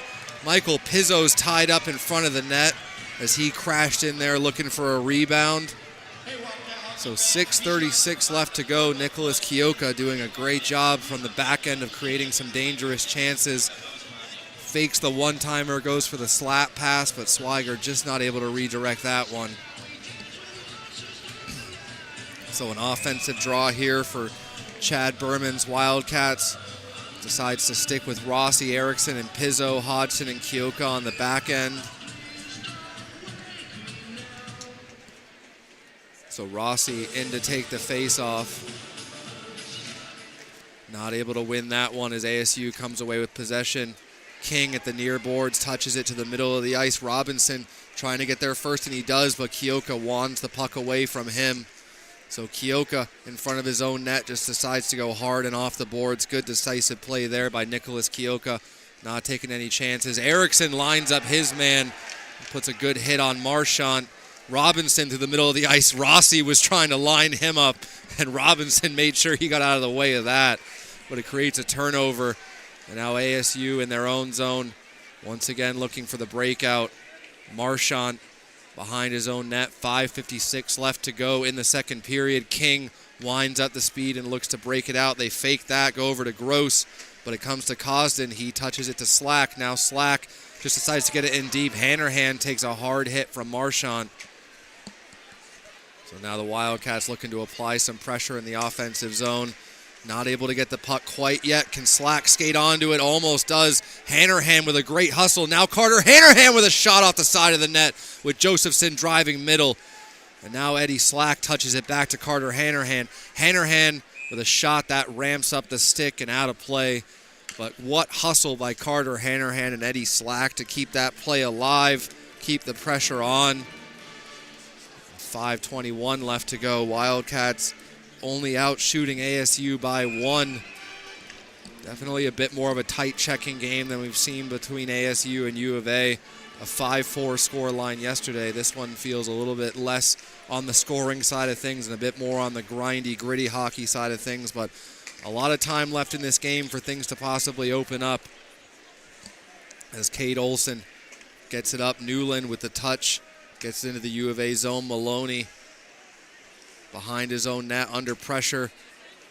Head up the whole way, just decides to get it out. Bobbling puck goes all the way down, icing waved off. Stefan gets in there on Phillips. Now Josephson, he gets ridden off the puck, but Stefan in support. Now back to the point for Baird with a quick shot, redirect out in front. Puck still loose. Josephson has his stick tied up under Manning, but the Wildcats with another great opportunity. Baird with a decisive wrist shot from the point creates a rebound, and that goes all the way down the ice. The Wildcats will get another offensive draw here. 4:36 left to go in the second period. Chad Berman will put out his top line of Rue, Shetland, and Stefan, Hodgson, and Kioka on the back end. So for ASU, we'll see who they elect to take this face-off in against Riley Rue. So Rue tries to win it over to Stefan. Shetland, smart play to come in and support. Now Riley Rue tries to feed it to the middle, but Cade Olson's just all over him. Cade Olson having himself quite a game for the Sun Devils, shutting down that opportunity from Rue by just plastering him into the boards. ASU gets it over the line, but chopped out of the zone by the Wildcats. And now Olson looks to feed it in on Gould. Gould paddles it over to Kioka. He can't handle it. Now Squarey comes in, puts a shoulder into Kioka. Wildcats able to get it out of the zone. Now maybe a chance for Dylan Walker. Walker in. Walker waits, tries to get the shot away. Gets slashed on the play, and just like that, the Wildcats will see if they elect a penalty shot, as Walker was in all alone, and it's going to be a hook that comes against ASU.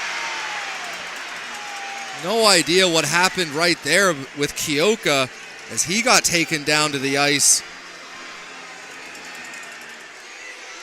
So Cooch goes to the box here for ASU. Don't have a broadcast partner with me up in the booth tonight, so I didn't get a chance to see what happened behind the play. But apparently whatever Kioka did not make Cooch very happy. So as the Wildcats were calling desperately for the penalty shot, that is just not a smart play by Cooch, as Cooch is having words, or Kioka's having words with Squarey, and Cooch just kind of comes over and just cross-checks him out of nowhere.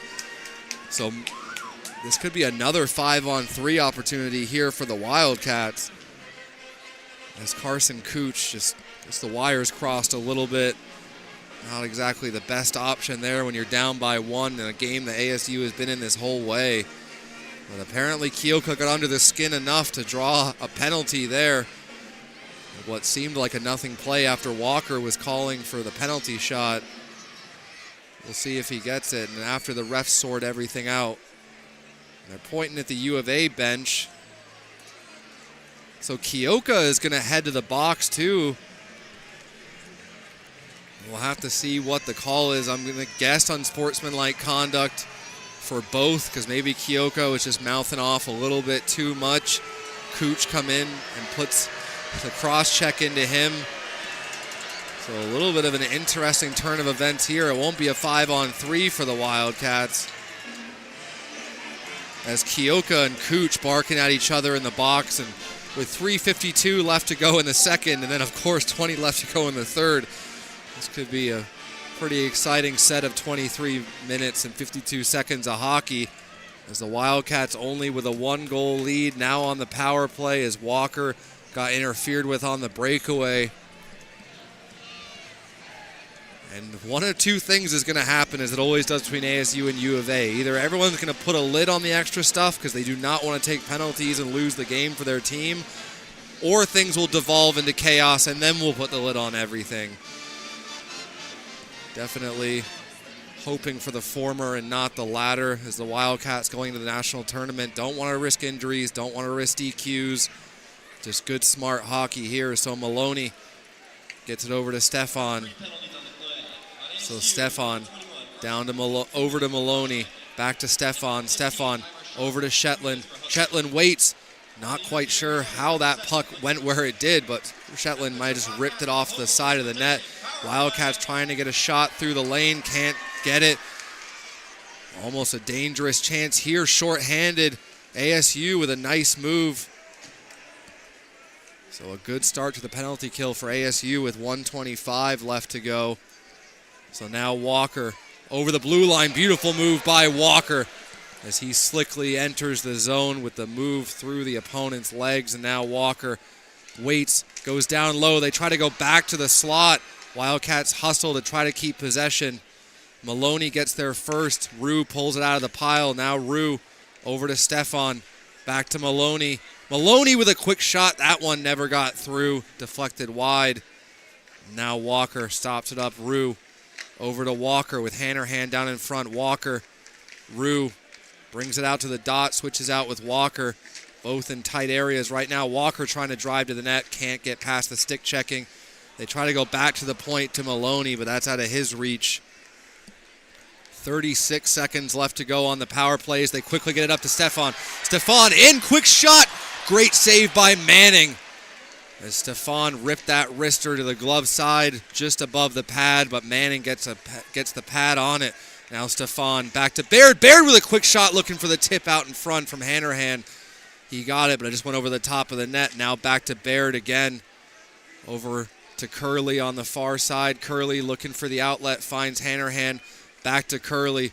Now Jack Curley waits, quick shot, and Manning, good job to seal that puck and get the face off with only 3 seconds left to go on the 4 seconds left to go on the power play.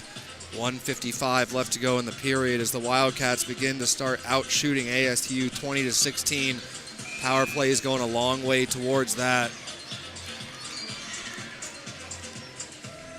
So Marchant standing up in the box, ready to hop out in the next 4 seconds once that penalty is expired, and then Kioka and Cooch will wait for a stoppage of play when their penalties are done. So Rossi waved out. Erickson will come in to take the face-off. Erickson, Rossi in support. Now a quick shot from the slot by Pizzo, and that one's gloved by Manning. Good face-off win there to generate the scoring chance for Pizzo. And they'll do it right over again. ASU, they'll switch out this unit. They try to get the guys on the ice sorted. The top line for ASU comes out King, Gross, and Robinson against Rossi, Erickson, and Pizzo. That puck held in at the blue line. Good job there by the Wildcats to just get it down deep. Erickson. Maloney comes in, challenges Robinson. Now Rossi with a beautiful pass to Pizzo and a quick shot, and that hit the post. Beat Manning clean. And a tripping call is going to come here against Pizzo as Gross went flying. Just another tough call for the Wildcats. Pizzo just cuts across Gross. They collide. And now Pizzo's going to head to the box, and now ASU, they're going to go back on the power play. So teams just continue to trade penalties here. Wildcats with a little bit more ticky-tack stuff like tripping. ASU more on the roughing, boarding side of things, but no matter what puts you there, well, ASU are going to be very happy to get another power play opportunity in the dying moments of the second period. Goals at the end of a period, always such big momentum swings, and ASU with 1:30 left. Wildcats really need to dial in the penalty kill here. Manning behind the net holds it for Marchant. Marchant will survey, drop it off. And now it'll be Gross with speed. Drop pass back to Marchant. Marchant looking for Gross up the middle. Connected, but too much on that pass. Baird shatters his stick. So now 5 on 3.5 for the Wildcats. Robinson with a shot. That one never got through. Gould comes out decisively to play it. 58 seconds left to go in the period. They get it down to Gross. Gross with a shot, and they score. So ASU takes advantage of the power play opportunity. Baird with no stick, and Gross is able to pot the tying goal here with 54 seconds left to go in the second period. Setting up for quite the dramatic finish in the third. So the Wildcats going to have to gather themselves, recover, move on, and start getting some goals in this game. As a lot of time in between the first goal for the Wildcats and the first goal for ASU, as U of A has just not had enough consistent offensive pressure in comparison to yesterday. Maybe Hughes being out of the lineup changes the dynamic of the forwards a little bit, but the Wildcats going to have to do a better job of challenging Manning. So Hodgson gets it up to Stefan. Stefan gets it up to Rue. Now Rue to Shetland. Shetland over the blue line. Shetland with speed, quick shot. That one went wide on the blocker side of Manning. And now ASU back the other way in transition. Good hit there by Hodgson along the boards on Kylie Ram. Kioka flutters that one off the board. Stefan trying to get there first. Newland touches it over to Kylie Ram. 22 seconds left to go in the period. Shetland not able to get out of the zone. Stefan gets it over to Kioka, but Newland races to it first. 12 seconds left to go in the period. Kioka trying to get it over to Stefan. Can't connect. Off the back of the net. 4 seconds left to go. So just like that, and it's going to be a penalty here coming up against Kylie Ram as Hunter Hodgson got taken down at the side of the net. Once again, another penalty behind the play that I didn't catch, as Hodgson is in a lot of discomfort behind the play. Going to have to double check with my producer if that one was on the stream or not. So looking back at it, yeah, at the side of the net, from this angle, I'm not sure if Ram got this. Yeah, he just kind of spears Hodgson and gets the stick up there. So that'll do it for the end of the second period, as yet another incident will carry over. And see how the Wildcats respond to this and see how ASU deals with that. See what the penalty will be when we come back for the third period, but all tied up at 1 going into the third period. Hodgson able to skate off the ice. So a great stage set up here for the third period. Sebastian Janik bringing you this game from the Tucson Arena. Stick with us for the third period. This is Wildcat Hockey.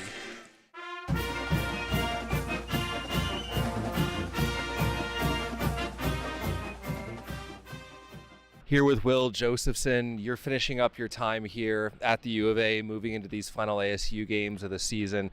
What has it meant to you to play for this program, and how do you feel like you've grown not only as a person, but as a player over the course of your time here? It's meant a lot. It's meant everything, really. I came in at 20 years old as a freshman, and I'd say these past 4 years I've really matured on and off the ice. And, it's meant a lot just being from Arizona, coming to all these games. My parents have been to probably 90% of the home games and the ASU games, the GCU game local. So that's been really special to me, and one thing I'll never forget. Looking back at your time here, are there any memories or moments that really stand out to you that you'll take with you moving forward? Yeah, countless memories have been made every year, honestly, but some general things I would say is my favorite parts would always be coming in at the beginning of the year, meeting all the new guys, seeing guys that you haven't seen all summer. And then another thing would be this past year, winning the Cactus Cup in front of the alumni. It was really cool for that. Just every year you get to know the alumni more and more. And so kind of winning the way we did at that second ASU game was really special, winning in front of all of our alumni. A special way to finish up the season here, 2 evening games against ASU. How would you kind of, as an Arizona kid, growing up here, how would you kind of describe that rivalry for someone who maybe doesn't know, or, a player coming into this program in the future? Yeah, they're the best games to play in here, so it's awesome to end my time here with ASU. those games, if you've ever been to a U of A hockey game, those games are just different here. Like there's maybe double, triple the people, it's double, twice as loud. It's by far the best games to play here, and we're really excited.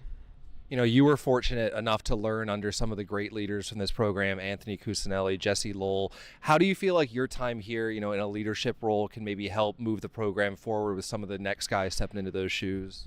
Yeah, I learned a lot that first year from Cusinelli. He's 5 years older than me, so coming in, I really looked up to him. We had a lot of guys on that team, though. Bivo, Churro, Josie, Hole, like all those older guys really taught me a lot. And then going for those next 2 years after that, having Jesse, I live with Jesse also, so he really helped me mature. I feel like kind of like away from the rink, around the house, stuff like that, and then at the rink, just how professional he was, how just he took everybody in. He was nice to everybody.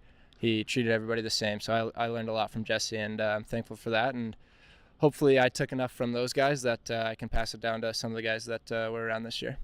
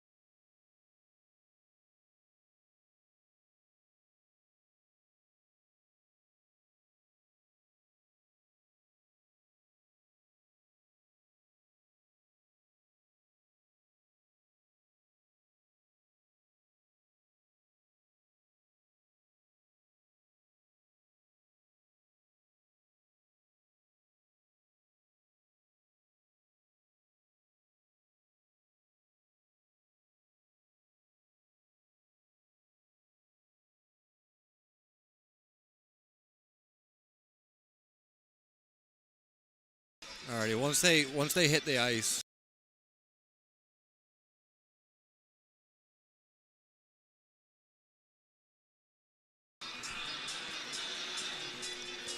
Welcome back, Wildcat fans, as we get set to drop the puck on a critical third period in the history of this rivalry between U of A and ASU. Speaking with head coach Chad Berman before the games earlier this week, he said, like he did in the Bear Down Breakdown pregame, these are some of the most important games that the U of A and ASU have played in years.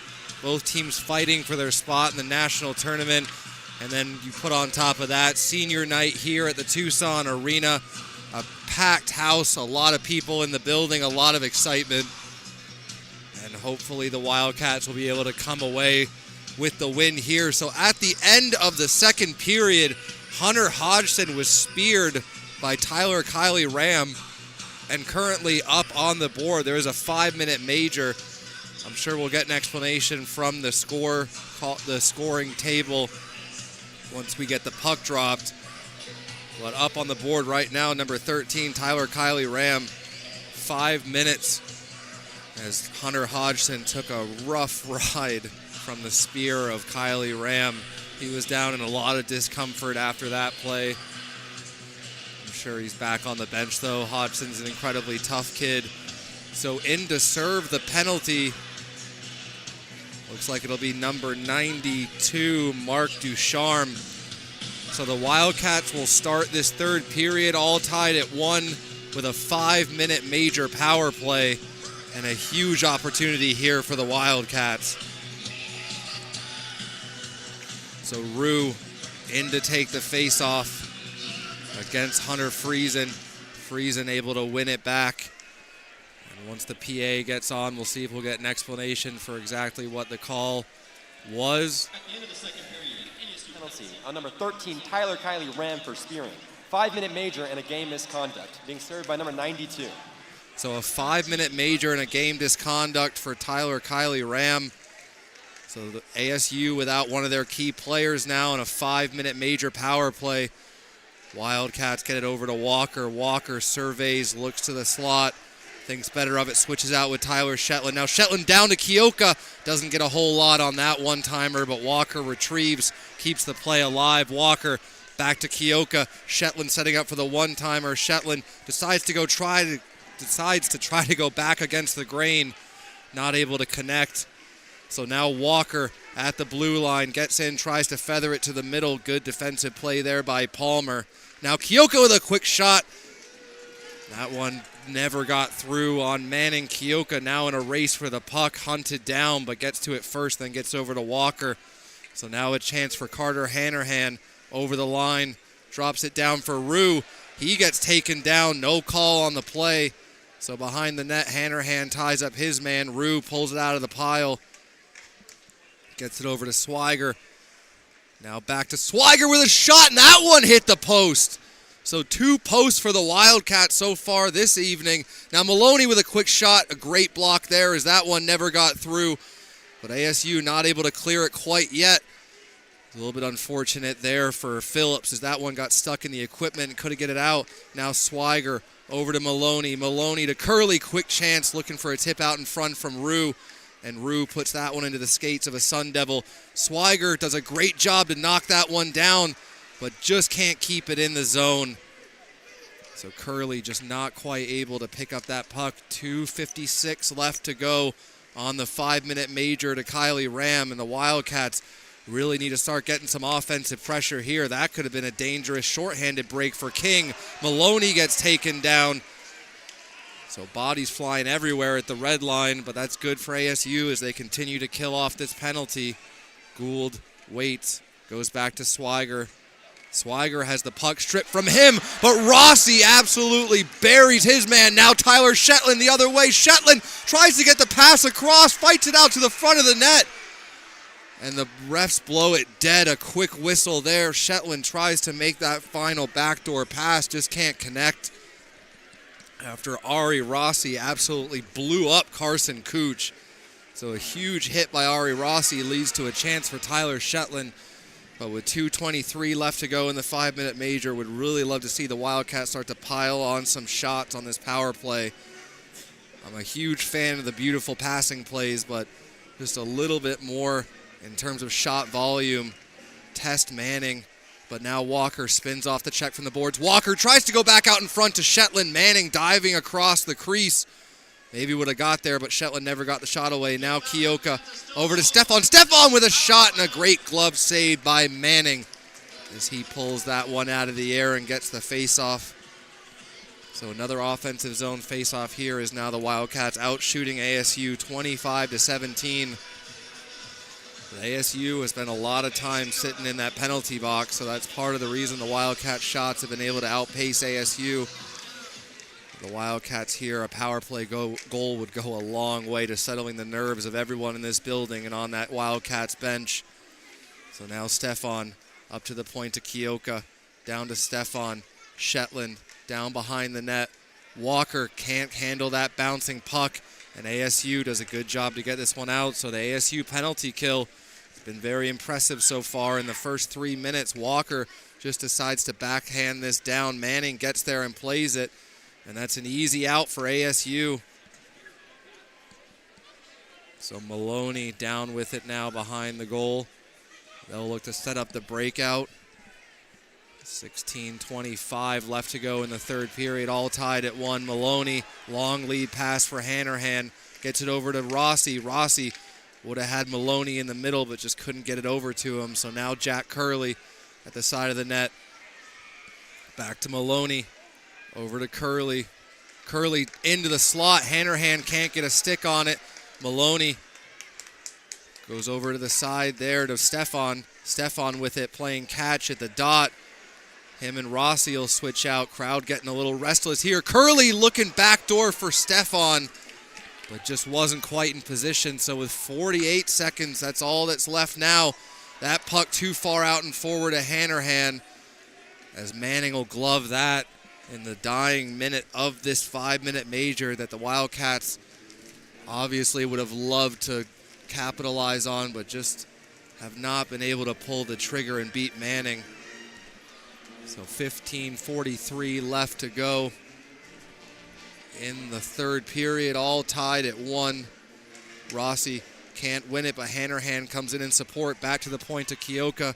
Quick shot there. Puck's loose out in the crease. Nothing going there as Manning once again seals the bottom of the net, gloves that. But a good opportunity once again for the Wildcats. 36 seconds left to go on the power play, as every face-off becomes even more important here, is fighting for every ounce of possession the Wildcats can get. So Curley in to take the face-off. Curley wins it back to Kioka. Kioka with a quick shot, and that one goes wide. So now Swiger down low to Curley. Curley back to Swiger. Curley waits. Quick shot there, and Manning with another good glove save, as Manning has looked incredibly confident in net for ASU. No hesitation in his game, as screen out in front. Hard shot there from Curley. Manning able to fight through the traffic. So now Hodgson will come out. Only one change for Chad Berman. Hanrahan, Rossi, Kioka, Hodgson, and Curley. 15:19 left to go in the third. Rossi wins it back to Kioka. Kioka tries to get the one-timer away, but fans on it. And luckily, Hodgson is able to recover and get back. That would have been a nightmare for Nicholas Kioka. So now Curley over to Rossi. Rossi back to Kioka. Kioka with a quick shot, and he scores! Nicholas Kioka with the go-ahead goal on the power play. Talk about the ability to bounce back. You have 4,000 people watch you toe pick, almost give up a breakaway the other way, but then he joins the rush, comes back, and buries a goal on Manning to give the Wildcats the lead in the third period. What an incredibly important goal by Nicholas Kioka. Just has such a talent for finding those soft spots on goalies and ripping those wristers. So Nicholas Kioka, the lead scoring defenseman for the Wildcats, comes up in a huge point in this game. Only 4 seconds left on the major, but the Wildcats capitalize in the last 4 seconds of that 5-minute major to take the lead here in the third period. So now ASU. Arizona Wildcats. Scored by number 7, Nicholas Kioka, assisted by number 8, Jack Hurley, and number 10, Hunter Hodgson at 4:57. Again, that's number 7, assisted by number 8 and 10. Both teams back at full strength.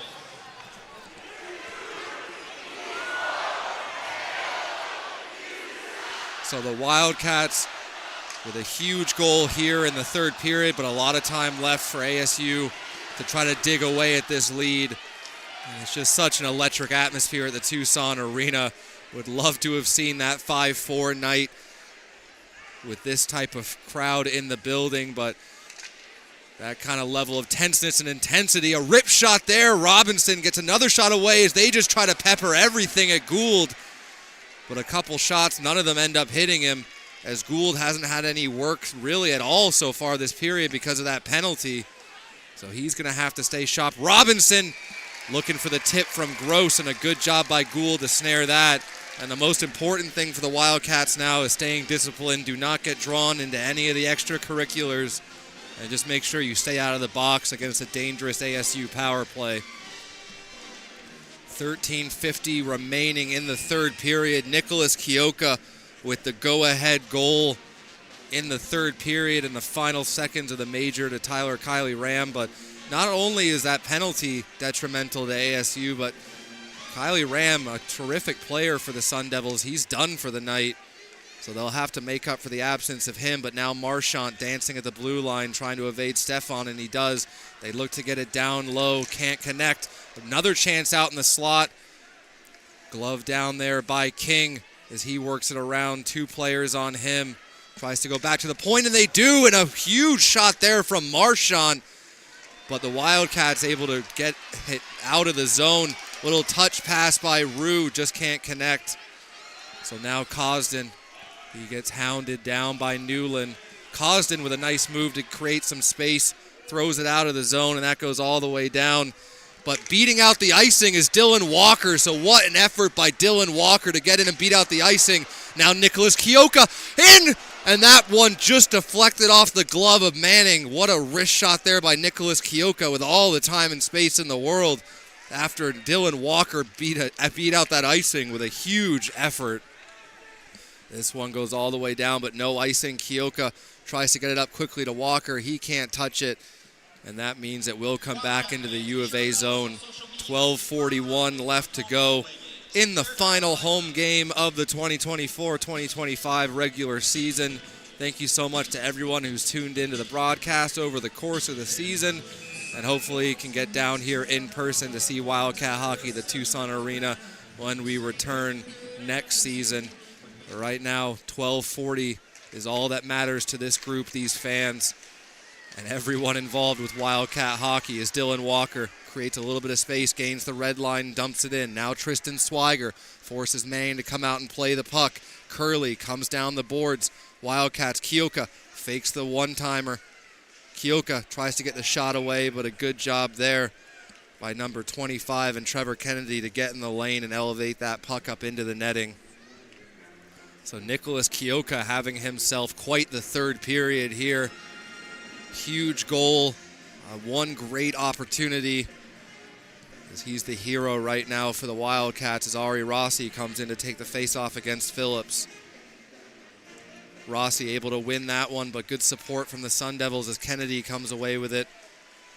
Now down the boards is Quast, but stick in the lane elevates that one up into the netting, and we'll get an offensive zone face-off for the Sun Devils. This thing slowed down a little bit here after the excitement of that goal. Teams trading opportunities back and forth, but especially for the Wildcats, this is not where you want to sit back and try to hold a one-goal lead. That has been easier said than done against ASU, especially if you see Manning heading to the bench. ASU has been lethal when they pull their goalie. So Rossi not able to win that face-off. The Sun Devils, nice little move at the line to create some space. A quick shot there by Olsen, paddled by Gould. Now at the point, they fake the one-timer. Erickson lays out for the block. Now back to Olsen with a quick shot. That one never got through. Another chance, and they score. So Cade Olsen follows up the block shot by Erickson and buries that one on Gould. So a 2-2 game in the third period with 11:53 left to go as the captain, Cade Olsen, steps up for ASU with a huge goal there. So now it's up to the Wildcats to try to seize that momentum once again. Not going to have another 5-minute major, I'm guessing. Or I'm sure ASU is hoping, but it's just a simple matter of the Wildcats, if they're able to keep applying that 5-on-5 offensive pressure, as ASU did right there. I mean, it's just Olsen with a good, confident shot from the point. Erickson gets the block, but can't get to the rebound opportunity. And now Josephson, he gets in on Ducharme, calling for the puck up the middle. ASU, but it gets stripped away by Eddie Slack. And now the Wildcats try to hustle to put the pressure on. Hannerhan can't hold it at the blue line. Maloney and Baird, a little bit of miscommunication there. That lets Gross skate into the zone. Big hit there by Baird on Gross, but two defensemen commit to one forward, which means ASU is able to get a little bit of an odd man play behind the net to try to jam it on Gould. But he holds the post and keeps this game tied at 2 with 11:21 left to go in the third period here from the Tucson Arena on a fantastic Friday night. It's hard to ask for much more than Tucson weather in February, a beautiful night of hockey. We'll see if the Wildcats are able to get the job done on home ice in front of this crowd. Rue waved out immediately. Stefan comes in to take it against Gross. Gross able to win it, but the Wildcats try to force possession out of the zone, not able to. So now Gross tries to touch it back there to Squarey, not able to connect. But now they do go back to the point. Palmer just fights it down low. Robinson trying to touch it out into the slot. Kioka doesn't know where it is. Rue comes in support, but now back to the point to Marchant. Marchant tries to get away from Stefan.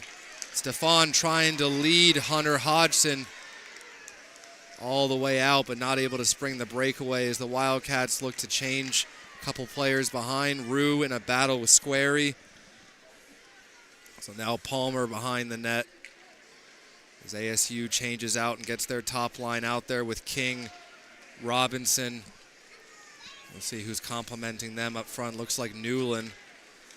So nice little move there by Palmer, but just can't complete it. That's a turnover, and the Wildcats go back the other way. Now Tristan Swiger. Swiger with a quick shot, and that one just went wide on the blocker side. The snake-bitten Tristan Swiger had such a great offensive season last year, and this season's just been fighting him. The puck's been fighting him all season. Almost a chance there.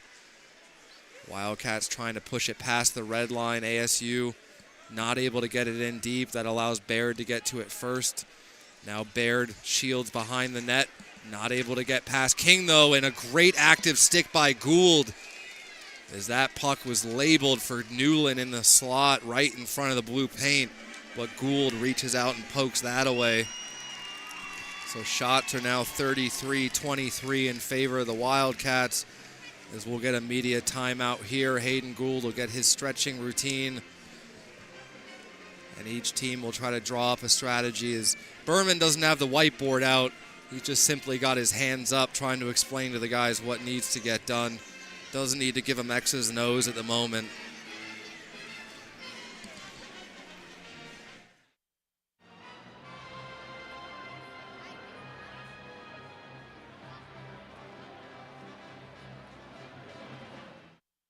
Sorry about that, Wildcat fans. It's the only problem when there's a single broadcaster in the booth. When you think you have to sneeze, you gotta kill the mic. So luckily it's during a media timeout, not during the flow of play, as Hayden Gould gets his applauses for his stretching routine that I got a feeling over his time here at the U of A might become quite infamous after a couple years of fans getting to experience the magic that is Hayden Gould. 2-2 game. That second goal, though, by ASU, just so much traffic out in front. Gould really had no opportunity to even see that puck, especially after the puck bounced down from the block from Erickson. Just so hard to gauge where that's going. So Gould has had himself a good night. Manning at the opposite end for ASU has been fantastic as well. So King in to take the face-off against Curley. King tries to win it forward, but good support there in layers by the Wildcats. And now hustling down the ice as Curley gains the red line and dumps it in. Olsen shadowed there by Walker. Olsen rims it around. Hodgson gets there and a tip out in front by Swiger sent it wide. Swiger with a quick shot and Manning with a glove save, which will get the Wildcats an offensive zone face-off as Swiger starts to pile on the shots here in the third period. We'll see who Chad Berman decides to go with on this five-man unit. Looks like Rossi, Pizzo, Erickson, Flynn, and Cosden. So Rossi in to take the face-off against Phillips. Ref waves out Phillips. So now coming in to take the face-off is Kennedy against Rossi. Good face-off win there by Trevor Kennedy. Pizzo tries to put the pressure on. Good hit there along the boards, but ASU comes away with the puck. Looking for Kennedy, driving hard to the net, not able to connect. So now Quast stops up along the boards under the check from Rossi. Draws Flynn to him as well. Quast all alone behind the net, but drawing a lot of attention from the U of A. Pizzo gets it over to Cosden. Cosden gains the red line and dumps it in. It's behind the net. Flynn was tied up for a very long time there with Quast. Cosden just kind of sails that one through the slot. Erickson, good job to hustle to a puck and get there first as Pizzo knocks it down in deep. Olsen behind the net as Kennedy just content to flip this one out. He's had a long shift here. Maloney backhand touches that one past the red line. ASU gets a couple changes made. They dump this in. Gould not able to knock it down, but Hanrahan gets there first. Off the boards, but not out. But the secondary effort by Will Josephson gets it over the blue line with 8:20 left to go in the third period. Baird trying to fight through some bodies and get this puck into the zone, and he does. So what an effort there by Baird. Now he comes away with it once again, tries to throw one in on net, goes behind. Josephson trying to get there, and a very quick whistle by the refs as Manning went to go paddle that one down and cover it. Josephson was trying to poke it free, but a quick whistle, and the Wildcats will get an offensive zone face-off here with 8:06 left to go in the final game of the season, final ASU game of the season, after the Cactus Cup was secured for a 6th consecutive year by the Wildcats earlier this season. Now it's all about tournament standing and pride. And with a crowd like this in the building on a Friday night and the senior night, every Wildcat on that bench wants to go out the right way this season. And ASU trying to come down the I-10 to Tucson and play spoilers. Now maybe a chance here. Will Gould come out and play it? And he does. Gould, good decisive play to come out and bat that past the oncoming ASU attacker after a little bit of miscommunication. And Gould has to be aware to that. A dangerous shot after Rue got put down along the boards. And ASU gets a quick shot in on Gould. So as ASU tries to close the gap in shots, now 34-23 in favor of the Wildcats. Got a feeling that ASU, well, it's all tied up, so no reason to ride the top guys, but you're starting to see a lot of Robinson, a lot of Gross, a lot of Olsen, the guys that ASU relies on. We'll see if Chad Berman decides to shorten his bench at all or keeps rolling the four lines. Now a quick shot with traffic out in front. That was a dangerous opportunity. Trying to wrap it around the side of the net there is Squarey, still with possession of it. Gets into the slot. Now back to Olsen. Now at the point, tries to find a bit of open space. Squarey behind the net was trying to retrieve his stick, so couldn't get onto that puck. That one flutters up into the crowd. And we'll get another face-off here. The Wildcats a little bit scrambly in their own zone. ASU getting the better of the offensive zone chances with 7:19 left to go in the third period, all tied at 2. So Rue in to take the face-off against King as ASU juggles their lines a little bit. So Newland out there with King and Austin Cameron. Maloney wins that, decides to try to spring Stefan on the far wing. Stefan to Shetland. Shetland double team, but gets it over to Stefan. Stefan in the slot. Quick shot, can't get it through the sticks. Shetland skates off. Rue down below the goal line, almost banks it in off of Manning. And now Maloney waits, tries to find a lane. Chance now. Quick shot. And that one's off the chest protector of Manning. Stefan bodied off the puck. Rue comes in support. Rue lifts a stick but can't get possession. So a little bit of sloppy hockey here. Now Rue with a shot and just wires one wide. After a tough turnover there by ASU, that one gets rifled wide. What a terrific opportunity there, but Manning did not have to make a save on that one.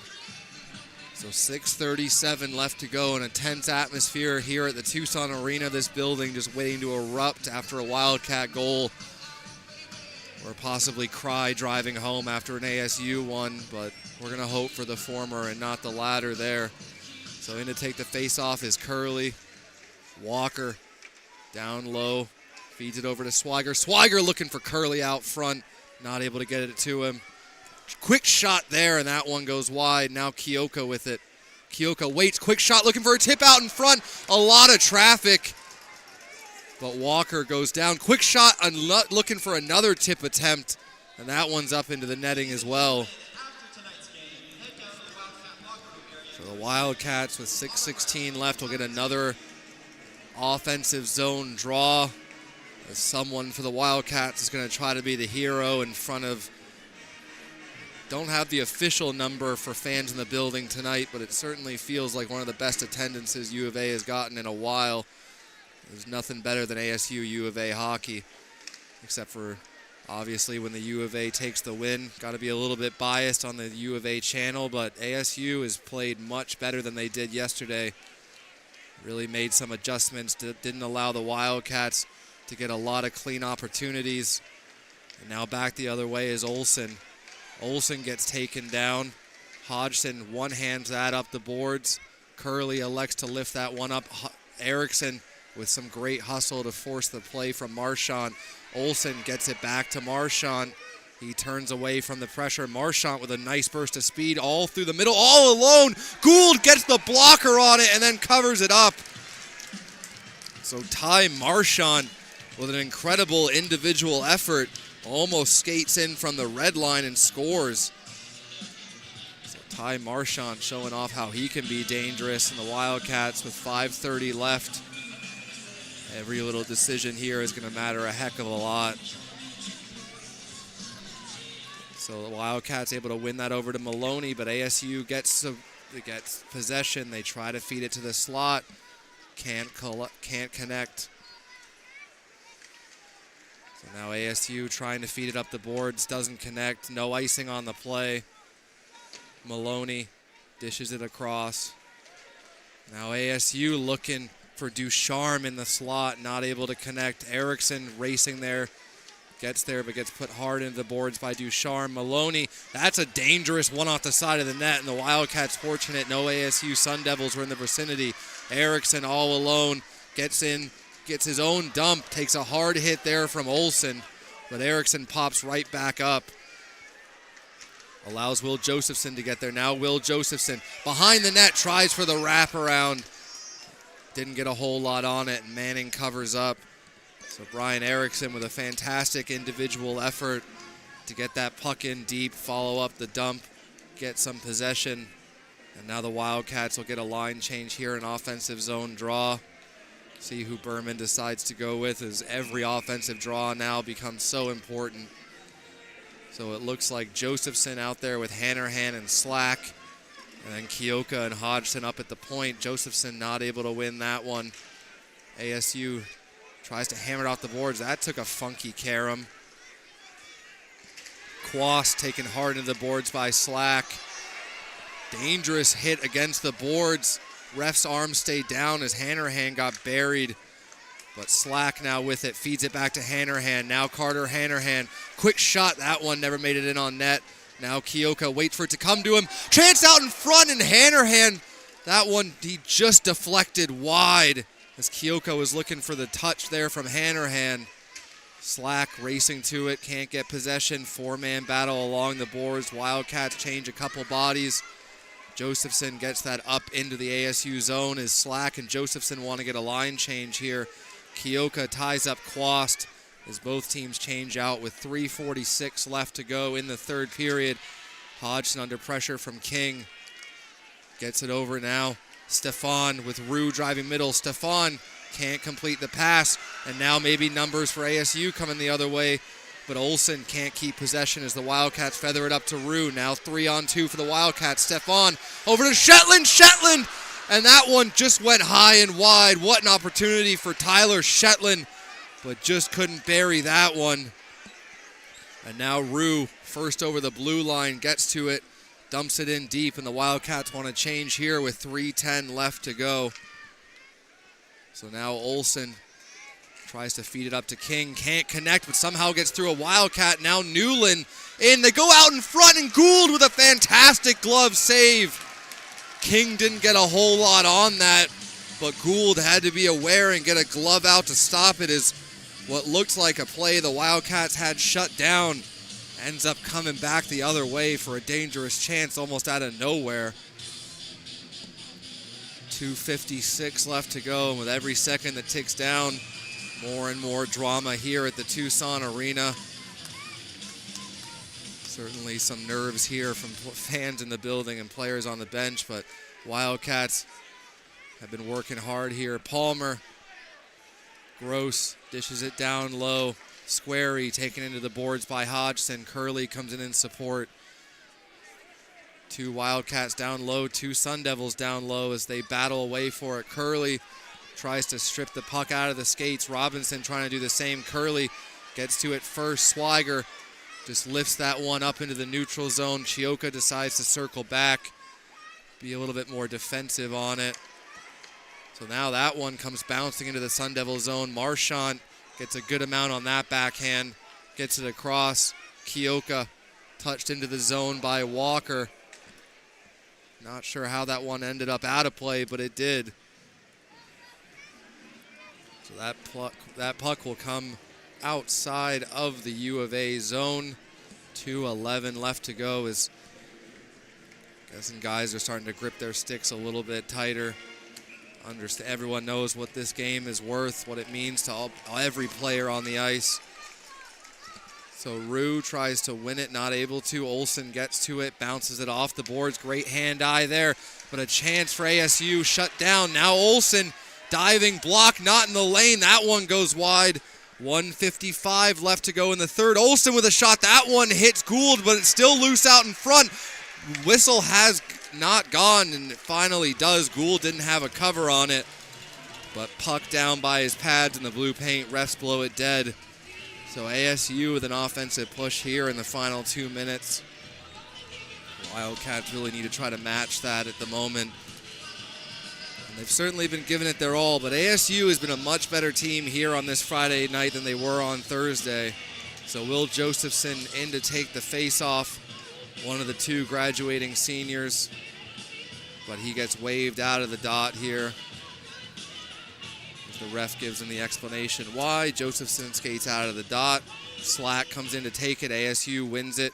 They quickly go back to the point to Olsen, but good pressure from the Wildcats to the blue line to force ASU out of the zone. Keoka can't handle that on the backhand. Ducharme comes in quickly down the boards. That one comes back to the point to Olsen. Now they go down low, working high to low, out into the slot, looking for Phillips and just not able to connect. So the Wildcats just need to get that one all the way down the ice, and they do, and it'll be another icing here with 1:22 left to go. So Josephson will get another chance to try to win a face-off here. Hodgson, Keoka, Slack, Josephson, and Hanrahan. The 5 out for the Wildcats with 1:22 left to go. Gross comes into the dot for ASU to try to win this against Josephson. Josephson, though, tries to tie up his man, but they can't get possession. Now over to Palmer, pressured at the line by Slack. That one's down behind the net. Gross gets to it first. Now over to Marchant. Works it with Robinson. Robinson with a quick turnaround shot, and Gould with the save. So the Wildcats will be able to change out this unit with 1:06 left to go, and ASU going to stick, I'm guessing, with the same 5. Marchant, Palmer, Gross, Robinson, and Squarey. So a critical face-off here for Jack Curley. 1:06 left to go. No one can win it clean, but Baird comes away with it, tries to wrap it around to Walker. Walker goes back to Baird. Robinson bearing down on him, but Baird gets it out. Now Tristan Swiger tries to make the move around Marchant, can't complete it. They get the puck up to Robinson as the U of A chants start, but now Gross looking to drive to the middle. Baird with a good stick breaks that up without taking a penalty. So now Walker along the boards, puck comes free. Wildcats just try to dump it out, but Marchant holds it in. Now Gross, Robinson over to Palmer, 28 seconds left to go in the period. Quick shot there, Gould with a good blocker. Those are both of the wrong things. With a good paddle save there to seal up the 5-hole. So icing waved off, 14 seconds left to go in the third period. A final rush here from ASU as King creates separation over the red line. 5 seconds left, quick shot by King, that one goes wide. And we will get overtime here at the Tucson Arena on a Friday night. Wildcats aren't going to make it easy on the cardiac levels for everyone in the building. So we will be back to bring you overtime in just a couple minutes here at the Tucson Arena. So we'll kill the mics for a minute. Stick with us. This is Wildcat Hockey.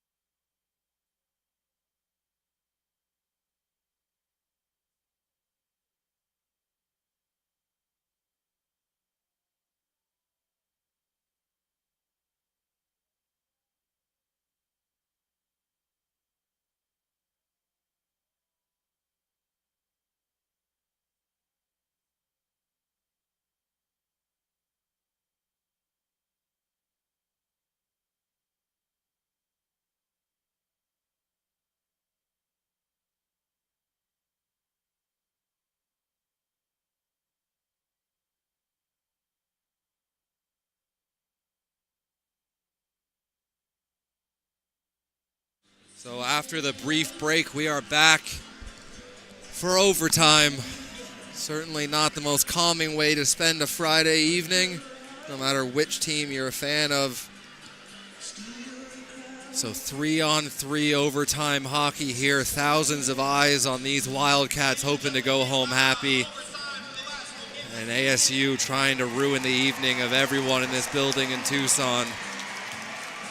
So an incredibly important 5 minutes as ASU comes away with the most important thing in 3-on-3, and that's possession. So now Marchant behind the net. Robinson winds it up. This is a talented trio for both teams. Gross driving hard to the net to create the 2-on-1, but Gross just couldn't skate onto that puck as it hopped over. But now some time and space here for ASU as they set up in the zone. Robinson fans on the pass to Marchant. Now Tyler Shetland over to Rue. Rue, quick shot, and Manning with the save. Squeezes the arm against the body and stops that one. A fantastic save by Manning, who has been solid as a rock in net for ASU. Wildcats have outshot ASU 35-29, and Manning is a big reason that ASU is still in this game. So now Swiger in to take the faceoff against King. No one can win it cleanly. Who will come away with possession from the boards? And once again, it's ASU. So now Olsen behind his net with King and Newland. Swiger, Stefan, and Maloney out there for Chad Berman's Wildcats. Dueling number 4s, Maloney and Olsen. Olsen with a little self-pass, but gives up possession. Gets it back, though. Olsen out in front. The pad save by Gould. Fully extended as Gould stayed with him the entire way and seals off the goal line with the pad as Olsen had a great opportunity there. But the Wildcats survive. 3:56 left to go in the sudden death overtime here at the Tucson Arena. So now Nicholas Kioka out there with Jack Curley and Eddie Slack. King in to take the face-off for ASU. They've won 2 of the 2 face-offs so far in overtime, but Curley wins that. Now Kioka feathers it up there to Eddie Slack. Slack with a good burst of speed. Slack tries to go for the dance around, stays on his skates and gets possession back. So now Eddie Slack tries to go over to Curley. They connect. Kioka just circling back in the zone. A little bit of an interesting strategy here. Curley tries to throw it out into the slot. Can't connect with Eddie Slack. Puck's up for grabs. Who can win the race to it? King does. So now Curley defending against King. King looks to drive to the middle. And Gould, I think the puck was underneath Curley because Gould certainly didn't have it. Puck still loose. No idea what's going on. 3:11 left to go. Slack with a hard hit on King against the boards as the Wildcats will race off, get some fresh skaters on the ice. Kioka heads off. So Shetland, a little bit of miscommunication by the Sun Devils, but they'll get away with it there. So Rue, Shetland, and Maloney out there for the Wildcats as ASU will circle back on this 3-on-3, try to wind up the speed through the neutral zone. And here they go. So skating backwards is Maloney trying to take away the time and space, and he's going to take a tripping penalty. So Maloney gets the stick into the skates. And with 2:34 left to go, ASU will head to the power play in overtime as Maloney just tried to turn around to take away the speed of Carson Cooch and wasn't able to. So that's a tough skate to take right now for Maloney and a tough place to be in the box for 2 minutes. As ASU, they've looked strong in the 3-on-3, and now it's going to be 4-on-3 for 2:34. So the Wildcats almost in survival mode now, trying to push this to a shootout. Obviously would love to get it done shorthanded, but you don't want to take any risks in overcommitting on the PK, and timeout called here. So in a 2-2 game with 2:34 left to go in overtime, Timeout, ASU Sun Devils. ASU's strength will come out on the power play as they call a timeout to try to draw up exactly what they want to do. Rare opportunity that Gould sees to head over to the bench, maybe just out of water at the goal. It's probably the most important thing for him. So very tense moments here at the Tucson Arena. Not going to lie, folks, with this type of crowd in the building, I would have preferred that 5-2 lead going into the third period that we saw yesterday. But ASU made their adjustments. They've skated with the Wildcats all through the 60 minutes. So only gave up 1 goal on a 5-minute major. ASU was great on the penalty kill after taking a number of undisciplined penalties, but they made it work for them. And then in the third period, it was Cade Olsen who got the tying goal after he got the rebound from a blocked shot of his own shot attempt. Gould with no chance on that one. So in to take the face-off, Will Josephson. 4-on-3 hockey here as King and Josephson square off for the face-off. So the refs make sure that Manning at the other end is ready to go. So Josephson and King. Josephson able to win that face-off, but the puck comes bouncing out into the slot. Wildcats can't clear. Marchant to Robinson. Marchant works it back to Robinson. Quick shot by Marchant and a great block by Josephson. 2:19 left to go in the overtime. Robinson down low to Gross. Gross with a quick shot. Gould with a good save. I don't think he knew where that one ended up, but into the corner and support from the teammates. Robinson, Marchant in the skates, but recovers and gets a shot away. That one ramps up off the glove. And now Gross able to recover. Marchant into the slot. Another great save by Gould as the Wildcats were able to bang that one out of the zone. 1:15 left to go on the power play as Manning tries to get the puck up to Gross quickly. Just kind of bounces off of his skates and forces ASU to recover here. But 4-on-3 through the neutral zone. Little bit of contact there, but ASU able to keep possession. Now Marchant over to Robinson. Back to Marchant. Gross calling for that puck. He gets it, and I think he might have ringed that one off the post as he got all of that one-timer. 45 seconds left to go. Marchant with a quick shot and an incredible block here as Erickson comes back the other way. Brian Erickson looking middle to Baird, and they just can't connect, but I think it might have been offsides anyway, so almost grateful that Baird didn't bury that one, or that would have been absolutely heartbreaking. But Brian Erickson, I know Will Josephson is leaving, and he's done an incredible job as a penalty killer.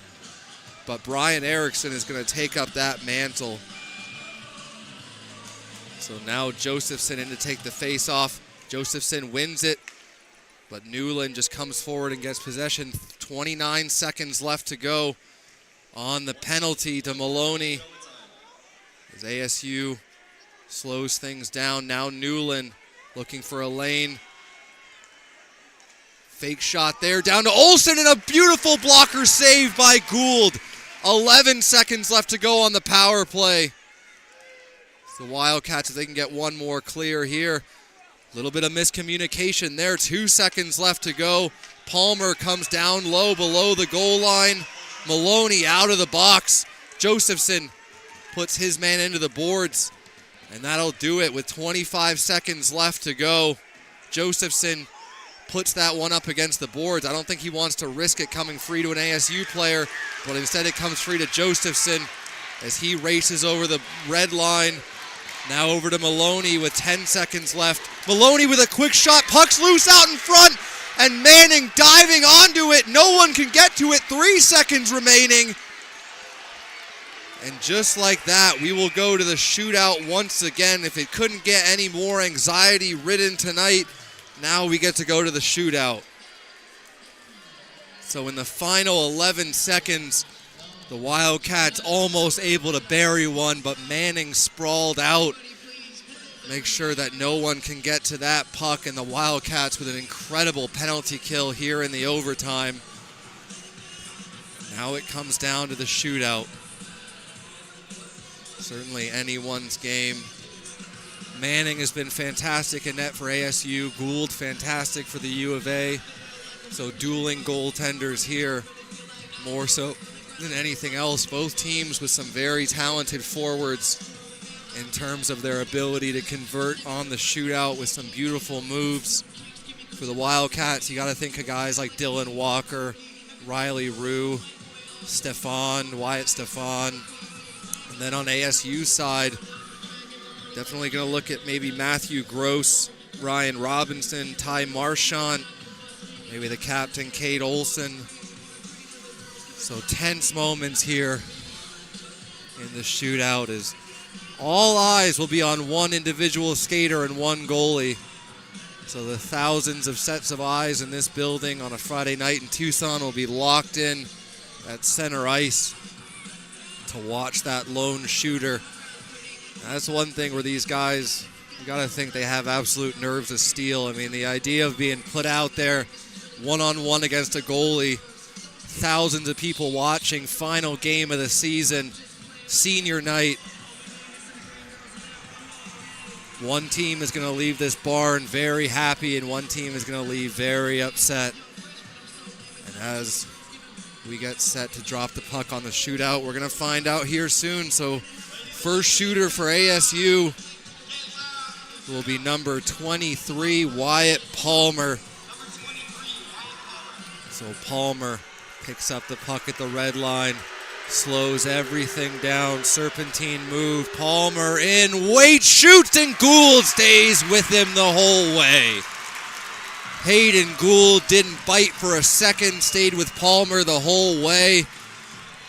And who has the opportunity to be a hero for either team? So Chad Berman, he's going to send Wyatt Stefan over the boards first. The new addition to the Wildcat roster. He's getting a taste of Wildcat hockey here at Tucson, at the Tucson Arena. So Wyatt Stefan, his first shootout as a Wildcat over the blue line. Wyatt Stefan in, and a great save by Manning. As Stefan tried to get the little deceitful wrist shot away, kind of pulls it to the hip, fires one. But Manning, who has been fantastic in net tonight for ASU, shuts that down. So now number 91, Carter Newland, trying to silence this rain of boos from the Wildcat fans. Newland in, and it goes wide. Gould gave him nothing to shoot at there. And I can imagine for an ASU player, being able to bury one on thousands of booing U of A fans has got to be the dream. But for these Wildcats, scoring a shootout goal in front of their fans is the dream as well. As Riley Rue picks it up over the blue line, slows everything down. Rue in, shoots, and Manning with a great pad save. So surprised to see Robinson not in the first three rotation for ASU, but obviously they know their players better than I do, is number 15, Ty Marchant. He comes barreling down on Hayden Gould. Marchant stops up, waits, shoots, and Gould with the glove save!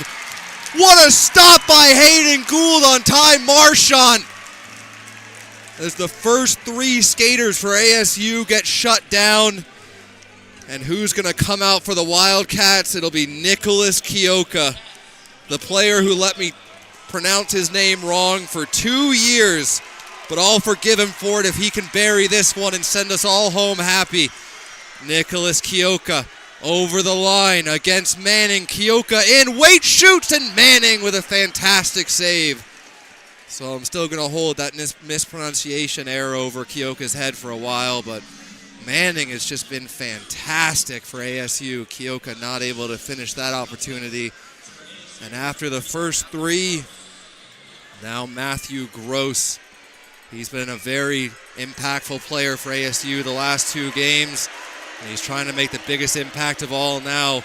Hayden Gould waits, and a great save once again as Gould just so cool and collected, never makes that first move, doesn't flinch, and forces the shooter to try to beat him. And now Dylan Walker with his family in attendance, senior night, 4-point night yesterday. What can Walker do against Manning here? Walker over the blue line, slows things down. Walker in, dekes, and just loses the handle. I don't think Manning got the stick out on that one. I just think Walker tried to make the move a little bit too quick. And the puck slid off the stick, so just like that, now it'll be number 10, Sean Phillips for ASU.